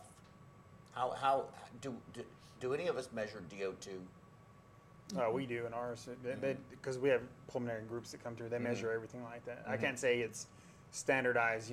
Every 4 hours we're measuring that oxygen extraction, et cetera. But no, I still think it's done. But for me, experiencing it's with bypass too. I don't like the high crit. With our VAD patients, they want it on the higher side. We're not talking VAD now. I know, but I'm saying these are the same patients. So for coagulation reasons, though, and flow for us, I see a better difference. I mean, if you're running your blood gases and you look and you see your saturation on the monitors 90 and above, 95 and above, and you get your gas that comes back and your PO2's 150 and above, which is usually greater than that. To me, those are good indicators. That's not always a good indicator of extraction, but then you can run a venous gas. And so if you have those three, I don't see what the big issue is. I like that better flow, better capillary perfusion. Well, I mean, I think that's it, but okay. So what's your minimum? Why do you say there's better capillary perfusion? What's your crit now? Mine's 48.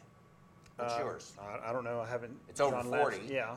You know, Yeah. yours is probably, it's probably 40 as well. You know, females tend to run a little bit lower, but not that much. You're both healthy individuals. But you're not running it through a device either.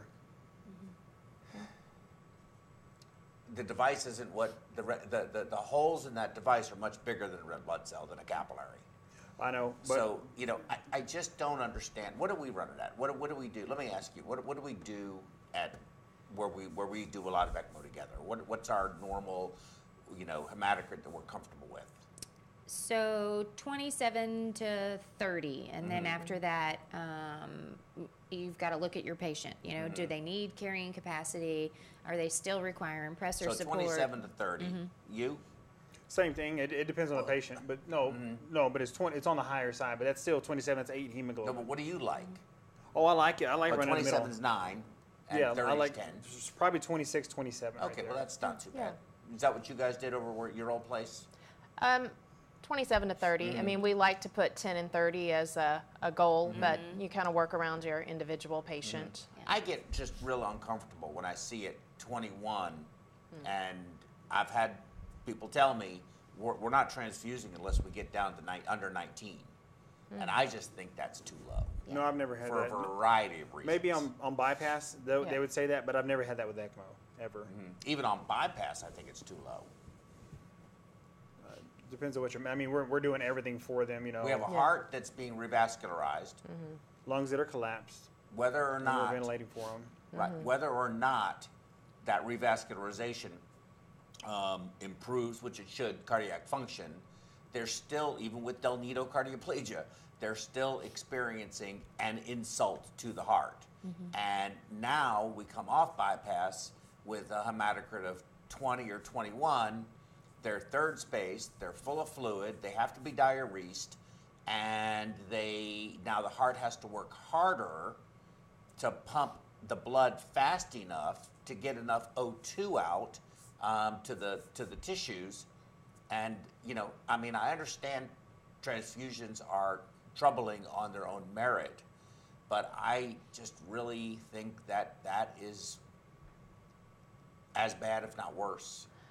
What about, I mean, as soon as you come off bypass, you should have some kind of cell saver blood to give back, and then if you're able to bring them up with that, then you haven't exposed them to a transfusion That's unnecessarily. true, but it depends on your technique that you use. So, I think that for some people who come off bypass with a reservoir full of volume that they can now send to the cell saver, which I think is a bad idea, but you get the red blood cells back, but you've thrown away the platelets, you've thrown away the plasma and the effluent and all the other clotting factors and the COP capacity, because that's, those proteins are very important for that, and it's replaced with saline.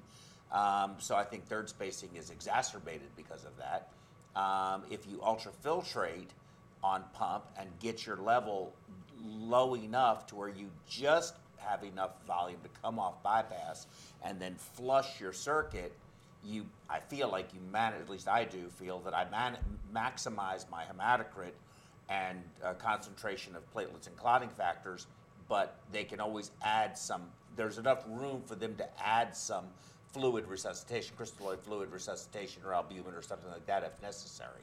But I feel like heart surgery patients, critically ill patients, ECMO patients, VAD patients, we don't want to give transfusions for nothing, but I do feel that this concept of blood conservation versus sensible transfusion management is an ill-advised concept, because I think that you cannot survive in critical care medicine without the ability to transfuse. That's as simple as that. Well, part of that is knowing your particular patient, taking size into factor. I mean, are you altering your circuit, to try to accommodate for those smaller patients? Are you monitoring your blood volume throughout the case? Maybe you have a ultrafiltration device available immediately. You're anticipating that before you get them fully diluted. Especially with, cardioplegia that's a lot of crystalloid, whether it be del nido or whatever, are you anticipating that? Are you taking care of that when it's happening so that when you do come off bypass, you are as concentrated as you can be, and then you're not going to lose, all that stuff going over to the cell saver. I think if you have constant management of your hematocrit while you're on pump, you're still going to get probably 1 to 2 units of cell saver afterwards, and sometimes that can be just enough to bring them up to where you want to be, and you're not having to transfuse them. I think, absolutely, I think it comes down to technique. But I do want to say, though, ECMO and cardiopulmonary bypass patients are a little bit different management of patient population. Yes, it's the same concept, but when you're in ICU with ECMO, you can only do so much. Right. But when you're in the OR and you're on cardiopulmonary bypass, you have a lot more play and window of what you're doing. Sure. Yes, I would agree with that So, too. but temperature is a factor because in ICU, we can only say warm the patient or cool the patient. In the OR, not only do we cool the patient or let them drift, then we give the cold cardioplegia to the heart. So there's literally, you give them that at 6 degrees, 2 degrees centigrade. There's a lot more protection. There's a lot more protection strategy there. Now, having said that, a technique that I like to implement when we come off, so depending on your volume, you have to have a certain amount to make it work, but you come off and, you're giving volume, you're looking at CVP, you're talking anesthesia, you don't want them to squeeze too much and, tear some anastomosis. But providing all those things are okay and bleeding is okay, you're going to say, I bag mine. And so, because timing is a factor in the OR, even when we come off and they're still under anesthesia, so I say, I want to give this blood, we're giving blood, and they want to take out the aortic cannula. They want to start suturing and closing up. So now, instead of sending it to the cell saver, which is acceptable, I ask them, can I bag it up? So yes, it's still anticoagulated blood, so you may have to give a little bit extra protamine. But now I just bagged up 600 and gave them 600 of the patient's whole blood. Not only does it not count as extra volume, so you can say, well, how many cells saver? Because they're trying to count volume loss. Or how much did we transfuse? Oh, no, this is their blood. So you don't even have to count that in there. You're just giving it back to them, but you're allowed anesthesia to do it at their own pace instead of, they can trickle it. And as the patient needs volume, instead of making them squeeze or dilate. Whole blood heme, essentially, that is theirs. It is autologous, in essence. Are there any questions in the audience? We have a great audience participant here, Eric Brodowski. Eric, come on up here. Yeah, bring your mic. We have a question from the audience. Come on, stand right over here behind me, next to Kimberly and I. Eric Brodowski, it's good to see you. Thanks for coming over this morning. We appreciate you so much. Yeah, I got a couple of questions here. You're talking to your mic. Sorry. That's all right. One question would be, sorry. That's okay. With the increased survival rate in France, is seeing the on-scene ECMO, why hasn't the U.S. embraced the on-scene ECMO? That's a good question. Oh, absolutely. Well, we regulate a lot more here than the rest of the world, which is a double-edged sword because of that, it's a lot safer for you. And it's a lot more difficult. They make a lot more money here as a physician than they do over there. I personally, I'm not talking down to them, but I don't want an EMT putting ECMO on somebody. I want somebody who's critically skilled and trained, whether it be a cardiologist, a surgeon. I want one of those guys to put that in because that's where they know what to do. Well, wait now. That's a good point, but it's not an EMT putting the cannulas in France. They are physicians who are very trained at cannulating vessels, who get on the ambulance and go with the crew. So, no, I don't want somebody who is not trained in vascular, insertion of cannulas, especially when they're massive, if we remember the video. I want somebody who knows what they're doing. But I think he's got a very good point. That is that we are much more regulated here in the United States. There's also a cost issue. Huge. Training. France is a country about this sheer big. Size. And, France fits into the northeast sector of the United States, the great New England states. And the United States is huge and enormous. And they're only doing it in Paris and only in a few areas. They'll go, but not every patient is going to have that afforded to them. But those patients that do, they're seeing these results. It's going to be studied. Now, with that said, University of Michigan is currently preparing their protocol to do this as a pilot project up there in Ann Arbor. So I think we're going to see it eventually here in the United States. I just think it's too but great of a liability risk. Well, it's getting the physicians, having enough physicians Yeah, that to are sit on trained the to do ambulance. that. Yeah, but I mean, that you're are talking gonna to go out somebody on who's an making, ambulance. and it's not always money, but it is in this situation. You're going to pay somebody $750,000 a year to ride in the back of an ambulance? Well, they don't. The ambulance is in a particular location. It's in a hospital. And then when the call goes out that they have a sudden cardiac event, then they all go to that ambulance. response and go. team. It's a response team. They're not just riding around in the back of the ambulance. No, I get that. You need to look at this more. No, I read it, It's but really what- a pretty decent And program. I've seen the videos. I guess what I'm saying is it's such a liability. You know, here, I mean, you ought to call dispatch and ask them how many AMEs do you have or suspected AMEs do you have every day in the greater Houston area? 1,000? 1,500? So imagine how many physicians that is just for that right Yeah, but there. that's an AMI. That's not a sudden cardiac death where they're resuscitating them in the grocery store. There is a big difference. No, you but come what in I- with an but AMI, what I'm saying is you've got the door that's what everybody's saying. to lab time, the door to, what am I trying to say? Door to balloon and- door to balloon time. Yeah, that's Yeah, what I'm door to trying balloon say. time. And that's the metric there, and that's shown to be very successful. You know, the golden hour for a soldier that gets injured on the battlefield, same kind of concept. And you can't, I mean, you can, but you can't argue with the fact that when you look at patients who have a sudden cardiac event in the cath lab, in the street, who are brought in under resuscitation, the thumper pounded on their chest, and you take that same group of patients and they're put on ECPR in the field and brought in, that those patients have a higher survival rate. I mean, that's just facts. Well, yeah, because you're getting Facts are you're getting the facts. perfusion, but again, like I'm saying, we know, hey, they're having an episode, but the person next to them says, I think they're having a heart attack.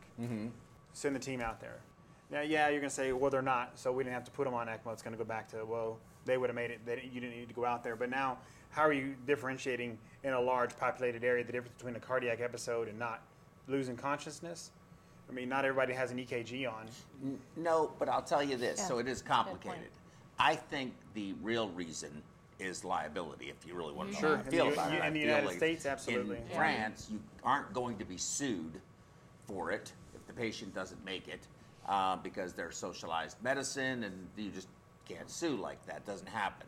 But here, they sue for everything. If you saved their life but they lost their leg, they're going to sue you. And that has actually happened, where they saved their life but lost their leg, and people were sued. That's happened right here in Houston.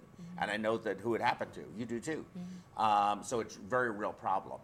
But I think that what the translation for this is, for me here in the United States, is more emergency rooms having the ability to do rapid ECPR on a patient that comes in, emergency cardiopulmonary mechanical cardiopulmonary resuscitation. In other words, putting them on ECMO to support their circulatory system until you figure out what to do with them. I think that is much more feasible here in the United States, even in places that don't typically do ECMO, simply to save their life as an emergency department procedure, so that, and have those strategically positioned, and then those patients get transferred to a different place that can do something more with the patient once a decision is made. In other words, it's used as a bridge to decision. Save the patient's life if it's salvageable, and you got it saved, you have them stable. Now evaluate the patient for viability. If they're viable, do something else with them. If they're not, you got to turn it off and let them go. Yeah, but it needs to be the same thing with a selected number of facilities. Yeah. That will actually put the correct patients on. I think you have to be a I level think 2 it's trauma feasible. center at the very least. Yeah. Right. I don't think if you're I not think a level you need 2 to trauma have center, a you should be doing team it. of hospitals if you're going to implement this. Yes. Because of the logistics alone. So you say, you know what, we're going to go to Methodist downtown. That's going to be our trial hospital. That's great.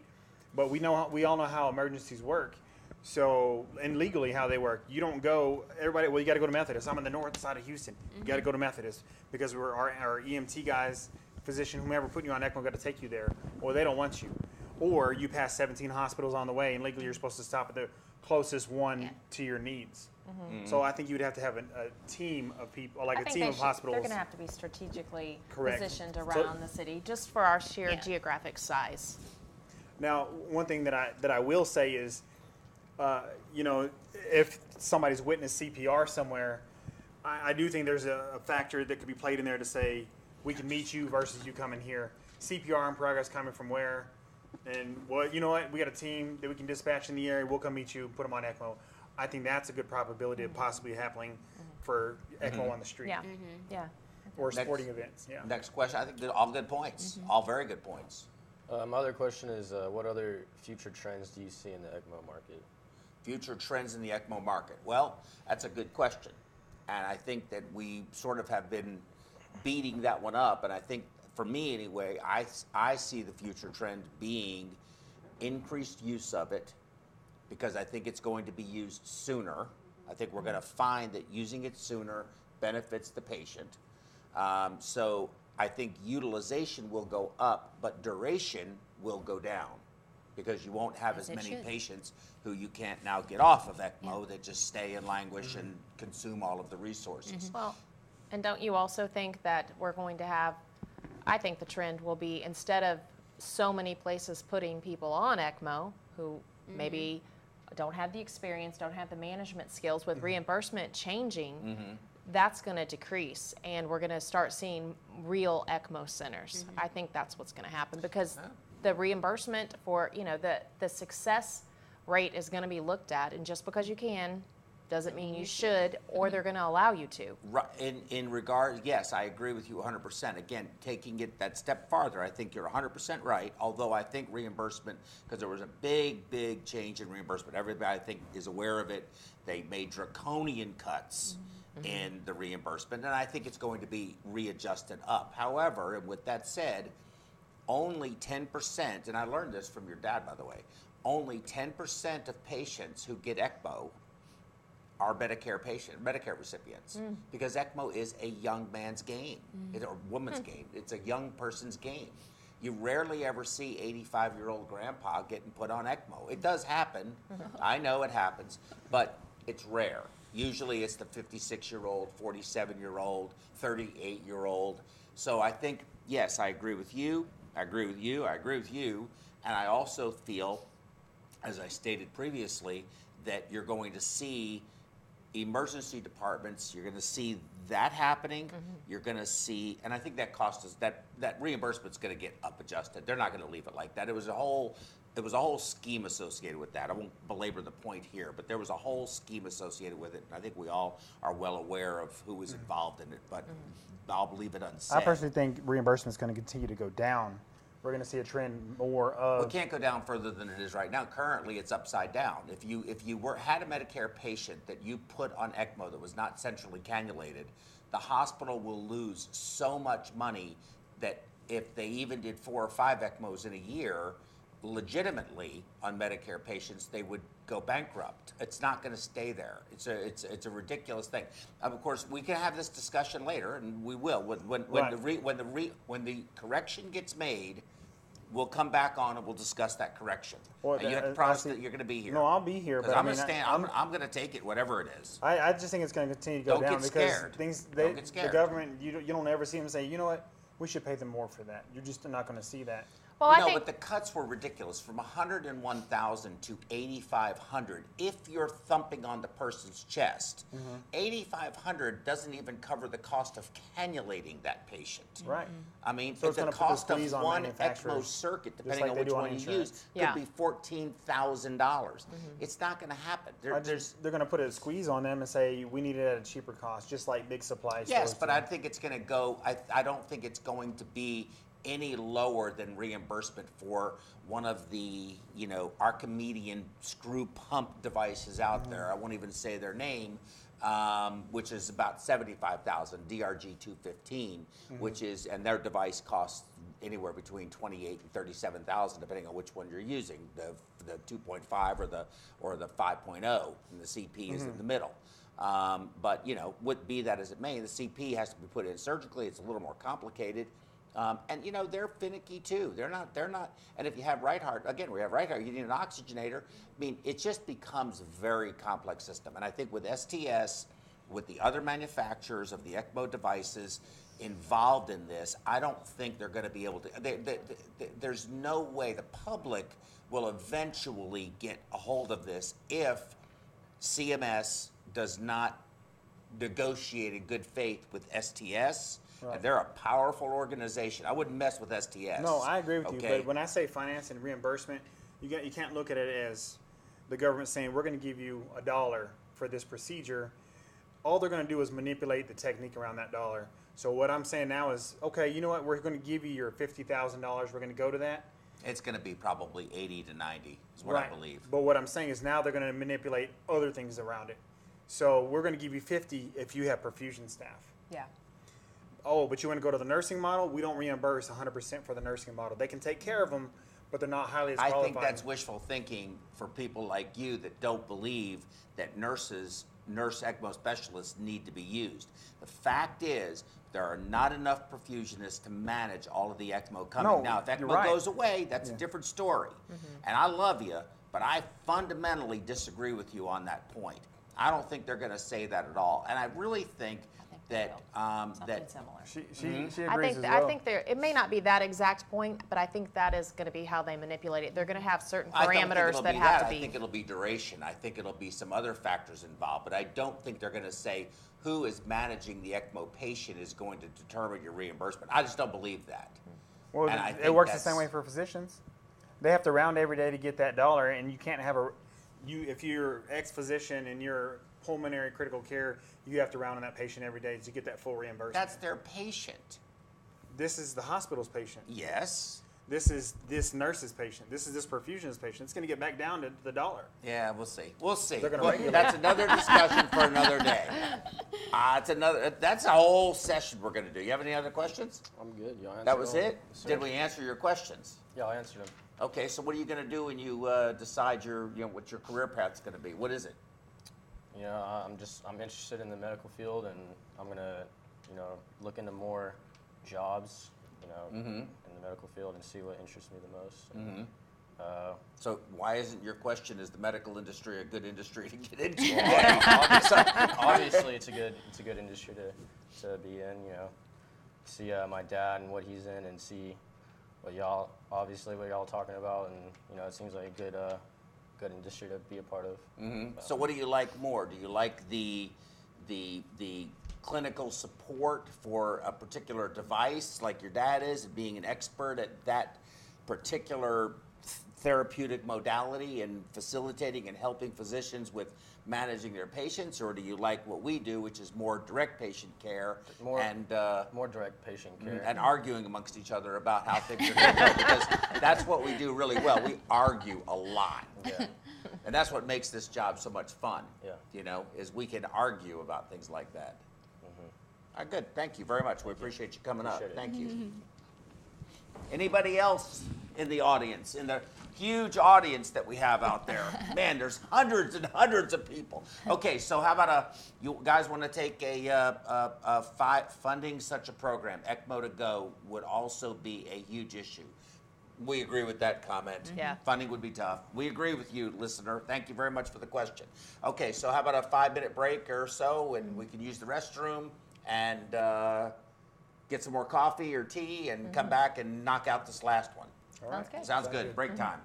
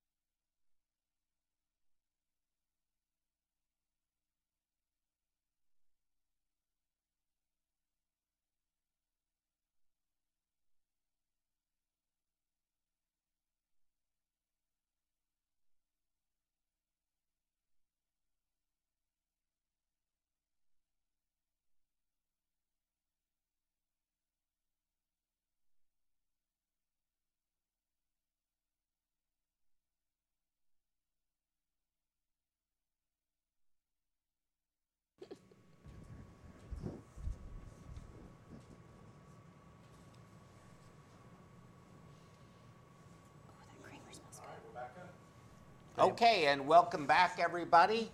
Don't forget, please, if you haven't done so already, subscribe on YouTube, very important. Got to get to that 1,000.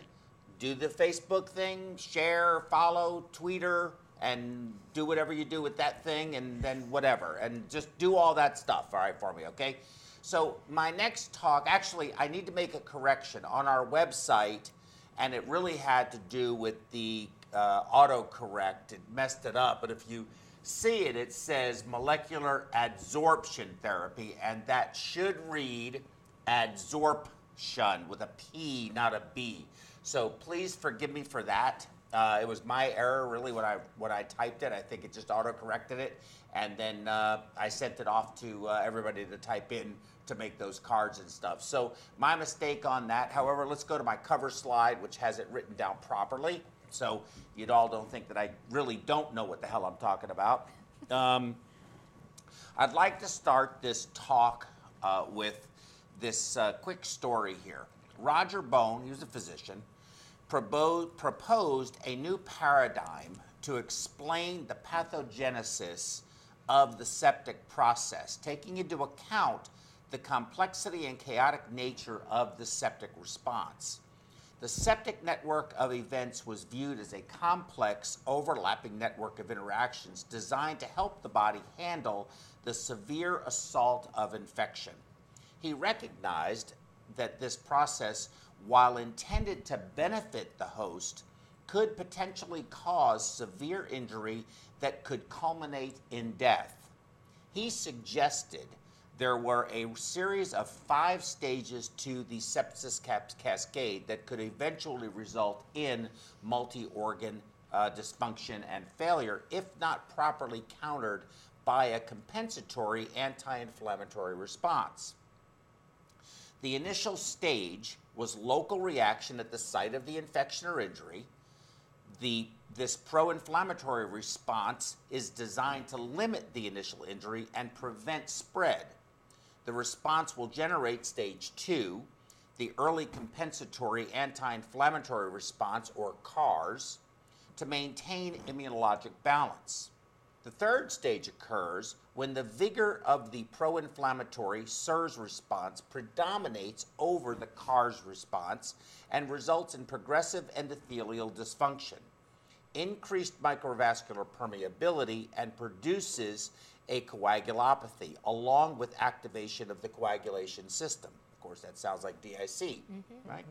The fourth stage occurs when the compensatory anti-inflammatory response, again CARS, becomes excessive and can result in immunosuppression or immune paralysis. Again, you've got a white blood cell count of 1.2. We've seen that a few times. As exaggerated CARS response can make the individual susceptible to nosocomial or secondary infections, which can reinitiate the septic cascade. The fifth stage, of course, is marked by multi-organ system dysfunction, failure, and has been termed immunologic dissonance, and is manifest as an inappropriate or out of balance immune system that results from persistent dysregulation of the SIRS and CARS response.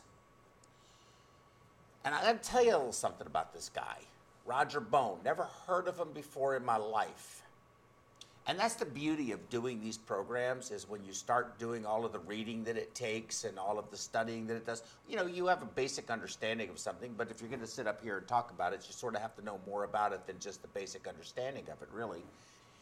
And I started learning about this guy, and it's an incredible story about a person. So I'm gonna play this video, if I may, and I want you to really pay attention to who this guy was. I have control of the thing. I'll turn it on. You guys ready?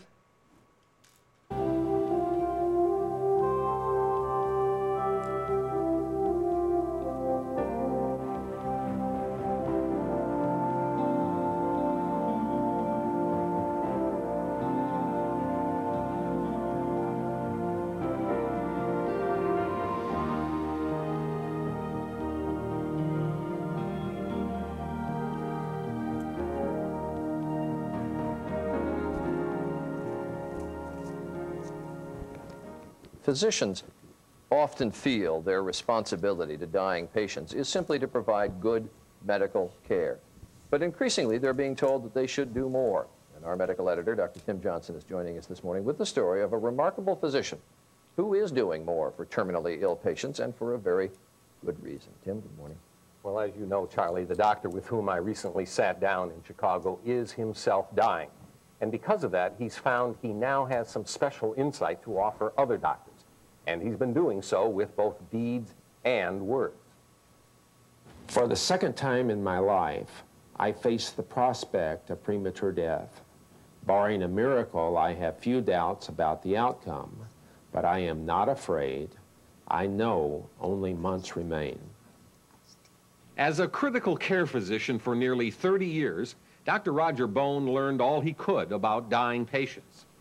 But now, dying is his own reality, and he is recording his final journey in a series of moving personal essays published in the Journal of the American Medical Association. One of the things I have learned from the process of my dying is that the most important things in the process of my living were not what I, and most others, usually think are important. The author of numerous publications and the recipient of some of medicine's highest honors, Dr. Bone had already faced the prospect of dying before. As a young Army surgeon in Vietnam, he helped remove a live 40-millimeter grenade from a soldier's abdomen. Bone survived, and for putting his own life at risk to save another, he won a Medal of Valor. But now, the time bomb is inside his body. No life is without gift, even when it may seem giftless to others. Cancer has allowed me a measure of enlightenment. The cancer, in this case kidney cancer, was discovered 3 years ago. The tumorous kidney was removed, and Bone believed the danger had passed. But 10 months later, the 55-year-old father of two learned that the cancer had spread to his lungs and bones.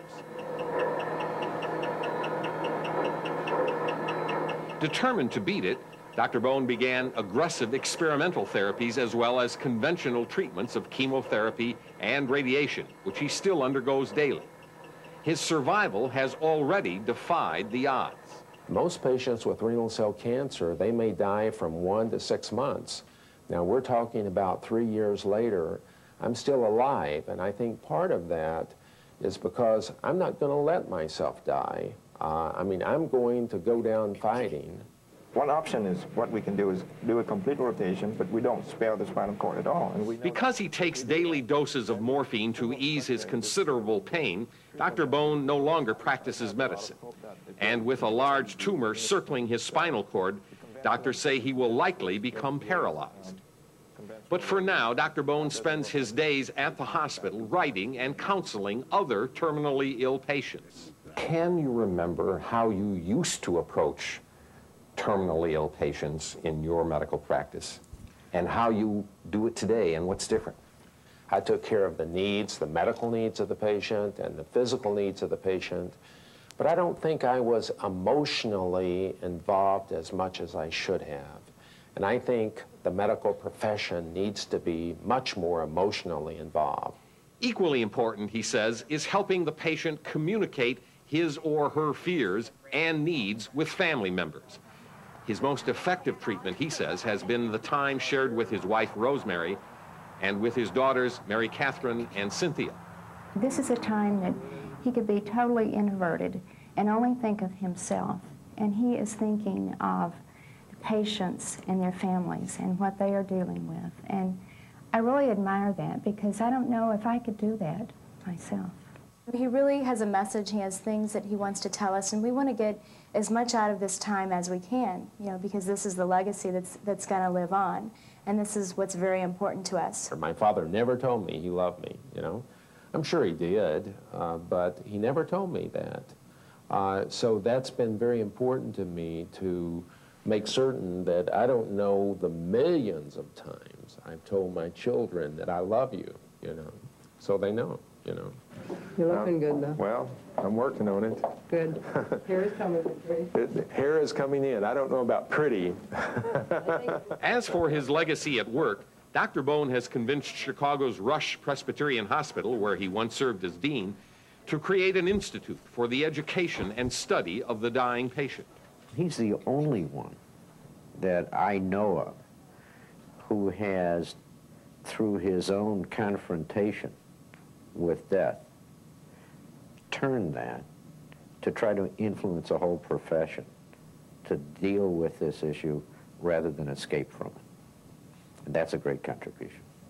I think it is very important that the doctor and the nurse and the health professional recognize the emotional aspects that someone who is terminally ill, as I am, goes through. I think one should ask the patient, do you have peace of mind about what is going to happen to you after your death? What do you say to your fellow doctors who say, well, it sounds great in theory, but, you know, we're so busy, managed care is forcing us to spend less and less time with patients. I've got to leave that up to other people whose job it is, the ministers, the social workers. I just don't either have the time or the emotional resources myself to do it. It's no excuse whatsoever. And we're talking about life and death. We're talking about peace at the end of your life. Are you at peace? Is there a more important question to ask at all, you know? 56 years old when he died. He's the one who came up with this. The relevance to this, what I read earlier, is that everything that I'm going to talk about stems from what this fella did, what this man did, this giant did. He was 56 when he died, 6 years younger than I currently am now. And he has textbooks. He was an intensive care medicine, critical care medicine doc that developed this SIRS, you know, concept and understanding of it that we currently use today. Dean at Rush University, and died at 56. In numerous studies and numerous articles that he wrote, pulls out a live grenade out of a guy, gets a Medal of Valor. You don't get the Medal of Valor for scratching your leg on a tree. That's serious business. How do you replace a guy like that? I mean, and that's what I like about doing these talks, is the people with such profound commitment and intellect, you know, to be able to do all that he did and have the family that he had, and then go through what he went through. Remarkable story. So, hemopurification is basically designed to overcome certain limitations that exist. So, dialysis, which was, you know, it's basically the same as it's been since the 1950s, all really unchanged in almost 70 years, is good for diffusive clearance of ions, metabolites, and so forth. It's intermittent. It is limited in molecular weights that it can really do anything with, which are about 6,000 or 6 kilodaltons or 6,000 daltons. It's, however, very ineffective with large molecular weights or anything that is a protein-bound mediator. So CVVH, which is also known as CRRT, is sort of the next generation that came up to try to deal with these patients who do have severe inflammatory response. Dialysis is of absolutely no value for it at all. SLED is of no value for it at all. It's a diffusive clearance technology that just simply does not work for patients who are in severe systemic inflammatory response syndrome. But it does clear convectively, so you will get larger molecules. It is continuous versus intermittent, which is very good. You know, the kidney, if you think about it, works 24 hours, 7 days a week, 365 days a year. It doesn't only work 3 days a week or 2 days a week, as the case may be. It's pretty effective at molecular weights up to about 20,000 daltons, and I'll show you a graph, but that's still, you're starting to lose your clearance rates with it once it gets to 20, and beyond 20 it really drops off fairly precipitously. More effective than intermittent with larger molecular weights, clearly, because of the convective therapy, and dependent on pore size and technique. So if you run it very, very, very, very slowly and you do CVVHD, you're really not going to accomplish a whole lot. You have to use, I think, of course, post-filter replacement. For those of you who don't know much about CRT, you just need to look that up. I'll try to give you some explanation of it, but if you don't run it well, the therapy really doesn't work that well. But the pore size is 50,000 kilodaltons, or 50 kilodaltons, or 50,000 daltons. We know albumin is at 66,000 daltons, so, or 66,000 daltons. So you won't remove any proteins, and that's a limitation of it. Now, hemoadsorption, on the other hand, does not depend on pore size. It is very effective at removing very large and protein-bound mediators. I'll show you that. And it is dependent on the adsorption column design. So that's the voodoo that is associated with hemoadsorption technology. So here is an example of diffusion. Of course, we know it's a concentration gradient. And here you see the more of a hemofiltration, or CVVH, where it is a convective clearance, which relies, if you look on the left, you see the delta P, or the pressure gradient, pushing the water through the fibers and then into the ultrafiltrate. This is a low pressure, this is a higher pressure, and it forces the water, the plasma water, through the filter, creating a concept called solvent drag. And so you take this larger, and that's why you can get the larger molecules, is because of that concept. So if you look here, the kidney will remove things. Down at the bottom here is your molecular size, and here on the left is your clearance percentage. And you see the kidney is very, very, very effective, going all the way out to where albumin is at 66,000. But obviously proteinuria is not good, and your kidneys aren't supposed to remove protein. So you see that just before the cutoff. If you look here at the dialysis, it's very, very, very ineffective. Even at this level, at 5,000 daltons, only 20% clearance. And so it's very good for electrolytes, metabolites, things like that, but it's just not good. Inflammatory mediators live in the range of about somewhere in the range of 12,000 to 20,000. A lot of the ones that are essentially in the plasma water. The protein bound, of course, are way out here, and some of them are even way out here. So that's a concern. But convective clearance, you see, overcomes diffusive dialysis significantly. But again, it has to be done properly. But you see here at 20,000 daltons, you're about 62% of clearance rate. So if you have something you're trying to remove at that level, myoglobin, for example, at 17,000 daltons, you're going to be over here at about 78%, or maybe even a little bit less, maybe let's say 70%. And so if you will clear it over time, but it's not as effective, okay, as the kidney is going to be. So adsorption is the removal of dissolved substances from solution using adsorbents such as activated carbon, with these different, as I said, voodoo substances in it. And what happens is it's not adsorbing like a sponge, it's adsorption, adsorbing, adsorption, which is the molecule sticking to something. And usually these things, as I said, the charcoal is frequently used, but there's other things they put in it to affect different charges and so forth. So there's some science associated with that. But you have we talked about this. This is your basically SIRS response and what happens.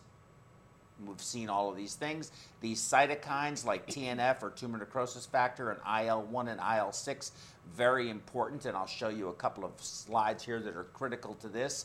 So if you look over here at IL-6, IL-6 is running well over 20,000, almost 30,000. And if you look over here, tumor necrosis factor trimer, is sitting over here at 52,000. So you're really out there pretty far. and look at free hemoglobin. So plasma-free hemoglobin is way out there. So it's very hard to remove this through anything but the kidney. And as we know, it's extremely nephrotoxic, and that's a big problem.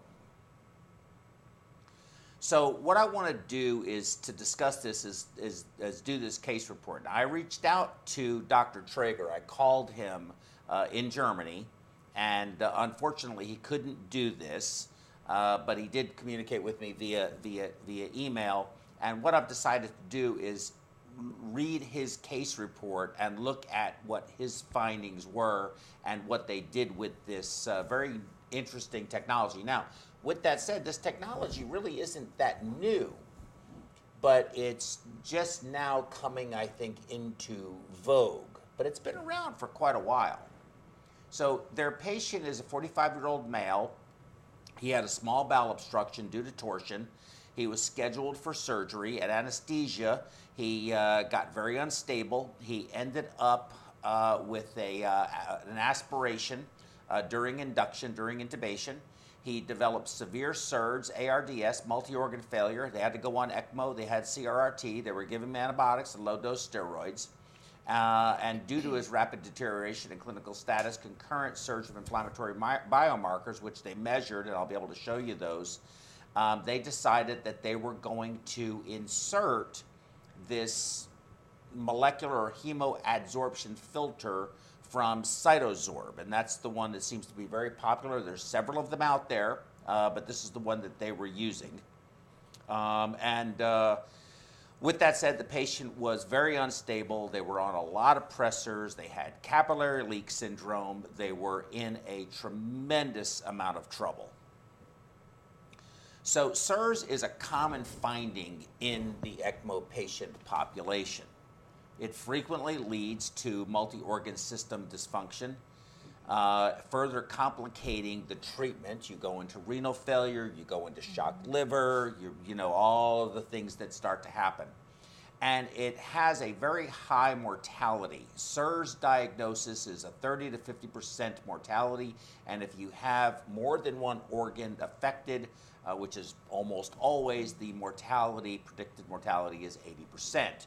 So here's your basic, flow chart of infection, inflammation. If you successfully contain it, you resolve it, and the host recovers. But if it becomes progressive inflammation, inflammatory response, uncontrolled infection with a secondary infection, you get the immune suppression, which is, again, this comes directly from Dr. Bone, although this was designed by somebody else.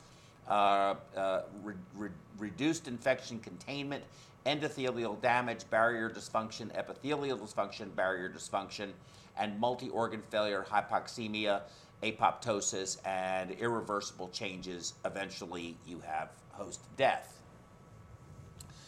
So in this diagram here, there are some general variables, which you see there, and leukopenia is very common. Leukocytosis we see too. On an immune response, C-reactive protein being elevated. In fact, we had an ECMO patient the other day, and I said, has anybody done a CRP on this patient? And nobody had. So we went ahead and did a CRP, and it was 460. Wow. So it was rather elevated. That you'll find them, they'll either febrile or they're hypothermic.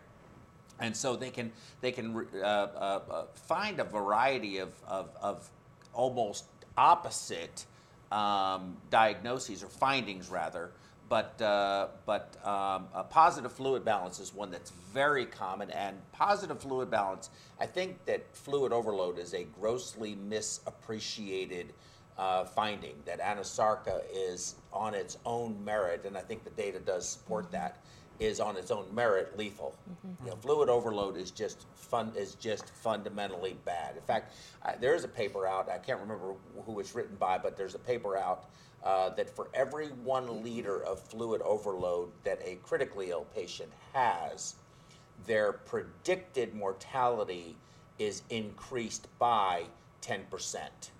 So when if you have a predicted mortality of, let's say, 40, okay, on a lot of our patients, you know, where we have 60% survival on ECMO, 40% mortality, you have 40% and you have them 10 liters fluid overloaded, now your predicted mortality is much, much, much higher. Right. And so fluid overload is a real problem.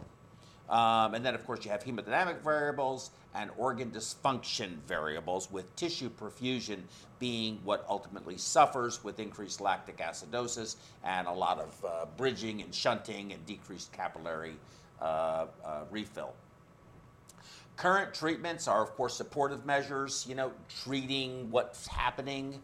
CVVH, high volume CVVH has now come into some interest with people where they're replacing enormous amounts. Usually you see ultrafiltration rates or replacement rates somewhere around 25 to 30 mLs per kilogram per hour. They're running that up to like 60 and 70 mLs per hour. So really super high replacement volumes. The problem is that's it's extremely expensive. Two, it's very, very, very labor intensive, very difficult to achieve. And although I think a CRRT system that is integrated into an ECMO circuit fails much less frequently than it would in a central line, especially if it was femoral, it's still imperfect, and there is a lot of risk when you're running it that fast. Your blood flow rate to achieve that kind of replacement is going to have to be at least 400 to 450 cc's per minute. You're not going to be able to run it at 200, which is what is typical. And so I think it's going to be a real challenge. Now, the thing is, no matter how fast you run it, there has never been anyone that has ever detected any, for example, TNF alpha or anything like that in the ultrafiltrate. You will find some pro-inflammatory mediators, but they're generally the ones that are smaller in size that would come out with conventional anyway. But you do take more of them when you're replacing that much and flowing that much, because you're treating more blood and you're pulling off the plasma water just that much faster. And I think that's the reason. But they are using it, and they are saying that they are seeing some positive results from it. But I'll keep going.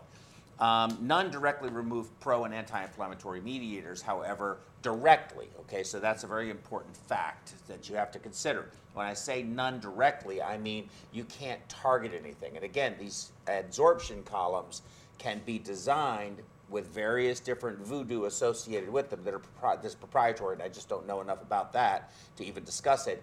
But it can specifically target various different inflammatory mediators so that it's specifically or more directly removing those.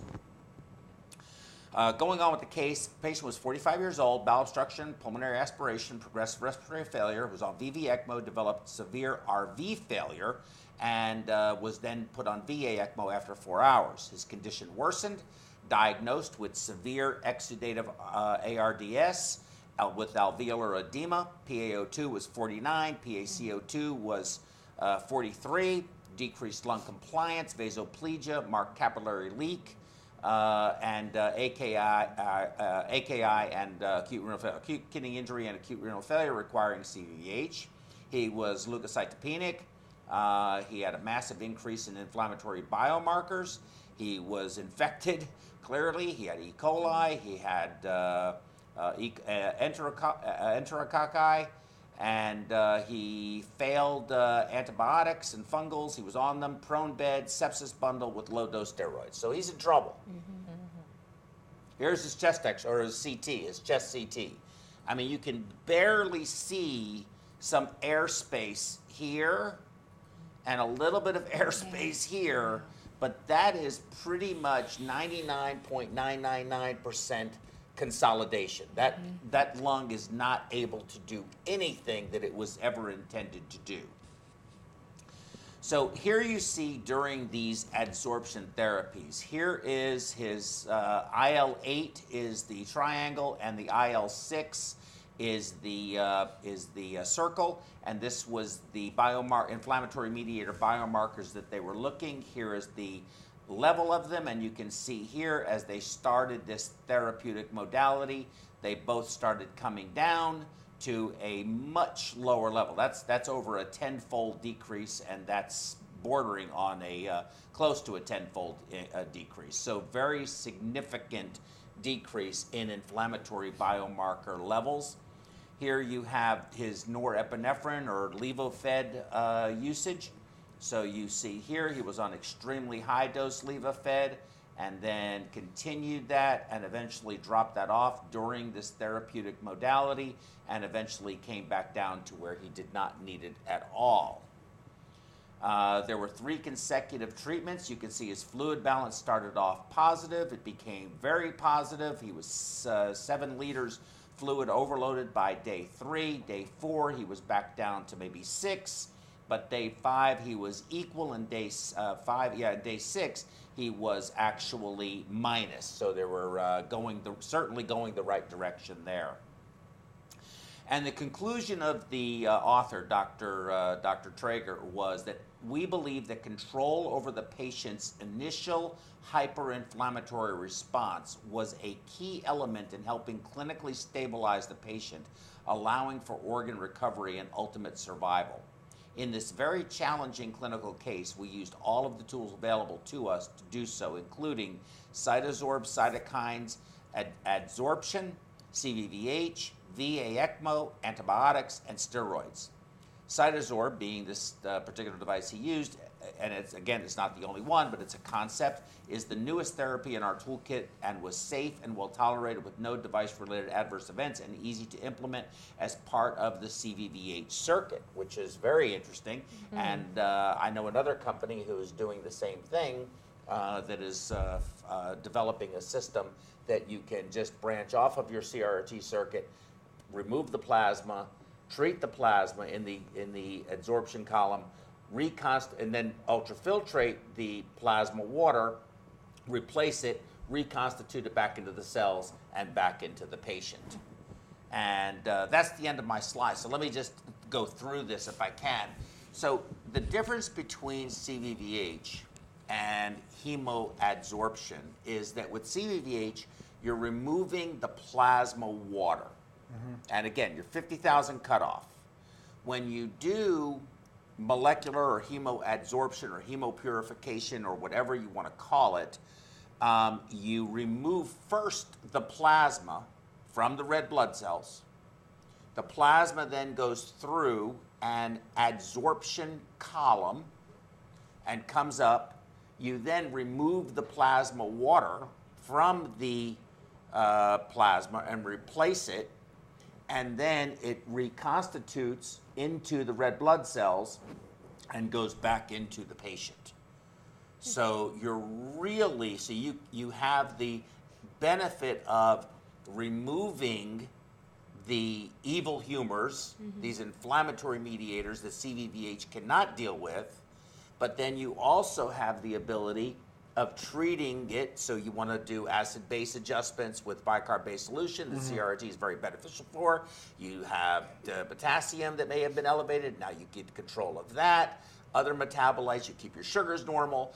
All of the things, and you can also not replace as much of the fluid, so you can actually have fluid removal like you would ordinarily have with CVVH, and then put it back into the red blood cells and back into the patient. And it seems like, if you're going to remove inflammatory mediators that are 20,000, 30,000, 50,000, 70,000, 120,000 Daltons in molecular weights, that this is the only way to do it. And based upon the research done by Dr. Bone and by all of the contemporary research since him originally describing mm-hmm. this, that getting control of an out of control SIRS and CARS response, because basically one starts, the other one takes over, mm-hmm. tries to control it, the other one's can't control it, the other one gets worse, it starts trying to control it more. Eventually your positive anti-inflammatory process mm-hmm. is what becomes essentially dysfunctional and collapses and is no longer there. Now the SIRS can just go off and just do whatever it wants to do.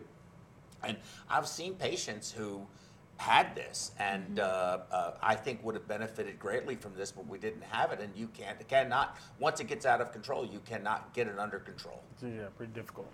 Very difficult. So anybody here have any experience with this technique? No.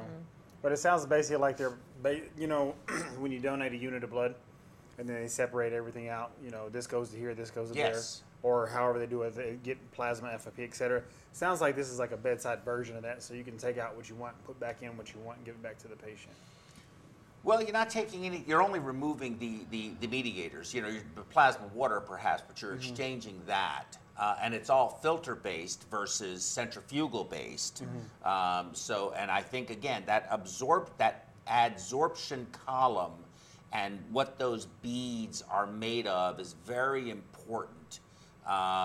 They may be based with charcoal, but they do other things to them to make them do what they want it to do. And I think it's a really new, you know, I'm trying to at least get some information out there on something that I think is highly germane to us in our industry and also nursing in the ICU, because you see way more septic patients than we do. We see the septic patients on ECMO, but you see a lot of septic patients that don't go on ECMO. And I think this is a new evolving technology or industry that is going to continue to grow. I'd like to know what they say about temperature, because, you know, when we train here for perfusion, we always learn that there's that threshold of temperature, warming and cooling. With your reperfusion, you know, that's where IL-6 and those come in. So we would either cool down, because, you know, some places still drift. We either go past the 34 degree mark, usually it's somewhere between 33 and 36 is where you start activating those. So I wonder, in combination with cooling your patient down, do you decrease that inflammatory response quicker? That's a good question, and I don't have the answer to that. I don't know. Is it super expensive? And that's why we haven't seen a big push with it, with, you know, like all the big surviving sepsis campaigns, and like, why is it not being utilized?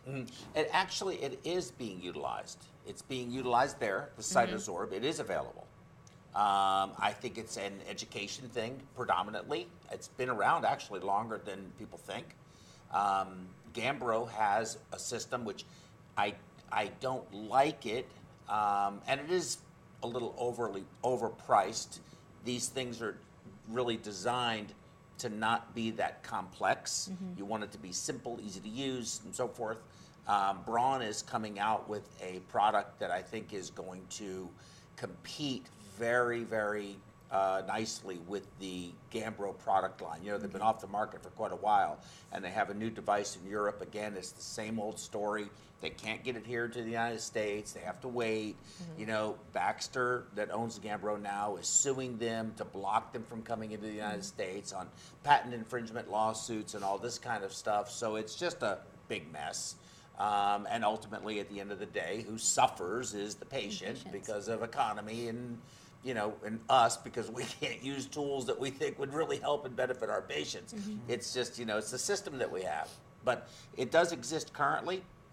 And there's another group out of Minnesota who is developing a system that's going to be easily integrated into your typical CRRT circuit. And I think that this is going to be something that we're going to see more of it. And I think it's something we need to learn more about and see how it can benefit some of our patients. Yeah, the Gambro product is called MARS, Molecular Adsorption Recirculation System. And there is a study out, which you might want to look it up. You might have to Google the term, but there was somebody who wrote an article that said, no one's ever been saved by sending them to Mars. And so it's kind of a play on, you know, there's no life on Mars, you know. So is it always used in combination with CVVH? Generally speaking, yes. Yes, it is, and it's probably better used because those patients are going to have a multitude of derangements, which is going to include acute kidney injury, acute renal failure, and probably be on CVVH first before this gets into the mix. But I imagine if you had you know, for example, I guess lupus or some other Guillain-Barré or myasthenia or crisis or something like that, you know, that you could use. I mean, TPE, therapeutic plasma exchange, is certainly something that's used. But if you could, instead of removing the patient's plasma, because that's the normal therapy for it, right? Yeah, You know, I was going to say this is a cheaper, modified version of plasmapheresis. Yeah. Right. Well, but yes. I mean, I think you could accomplish the same thing with plasmapheresis. It's probably really hard to pherese a patient who is that critically ill, but probably it probably would benefit them, I would imagine. Again, I don't know the answer to that. Another good question. But I think that for the critically ill patient, this would have the same effect of removing those plasma-based inflammatory mediators that are very big without removing the patient's plasma. And I think the volumes, the amount of plasma that you would be able to remove at any one session would be ineffectual, at least I'm hypothesizing this, I'm thinking this, compared to being able to run their plasma through this adsorption column and just change out the adsorption column if it became oversaturated.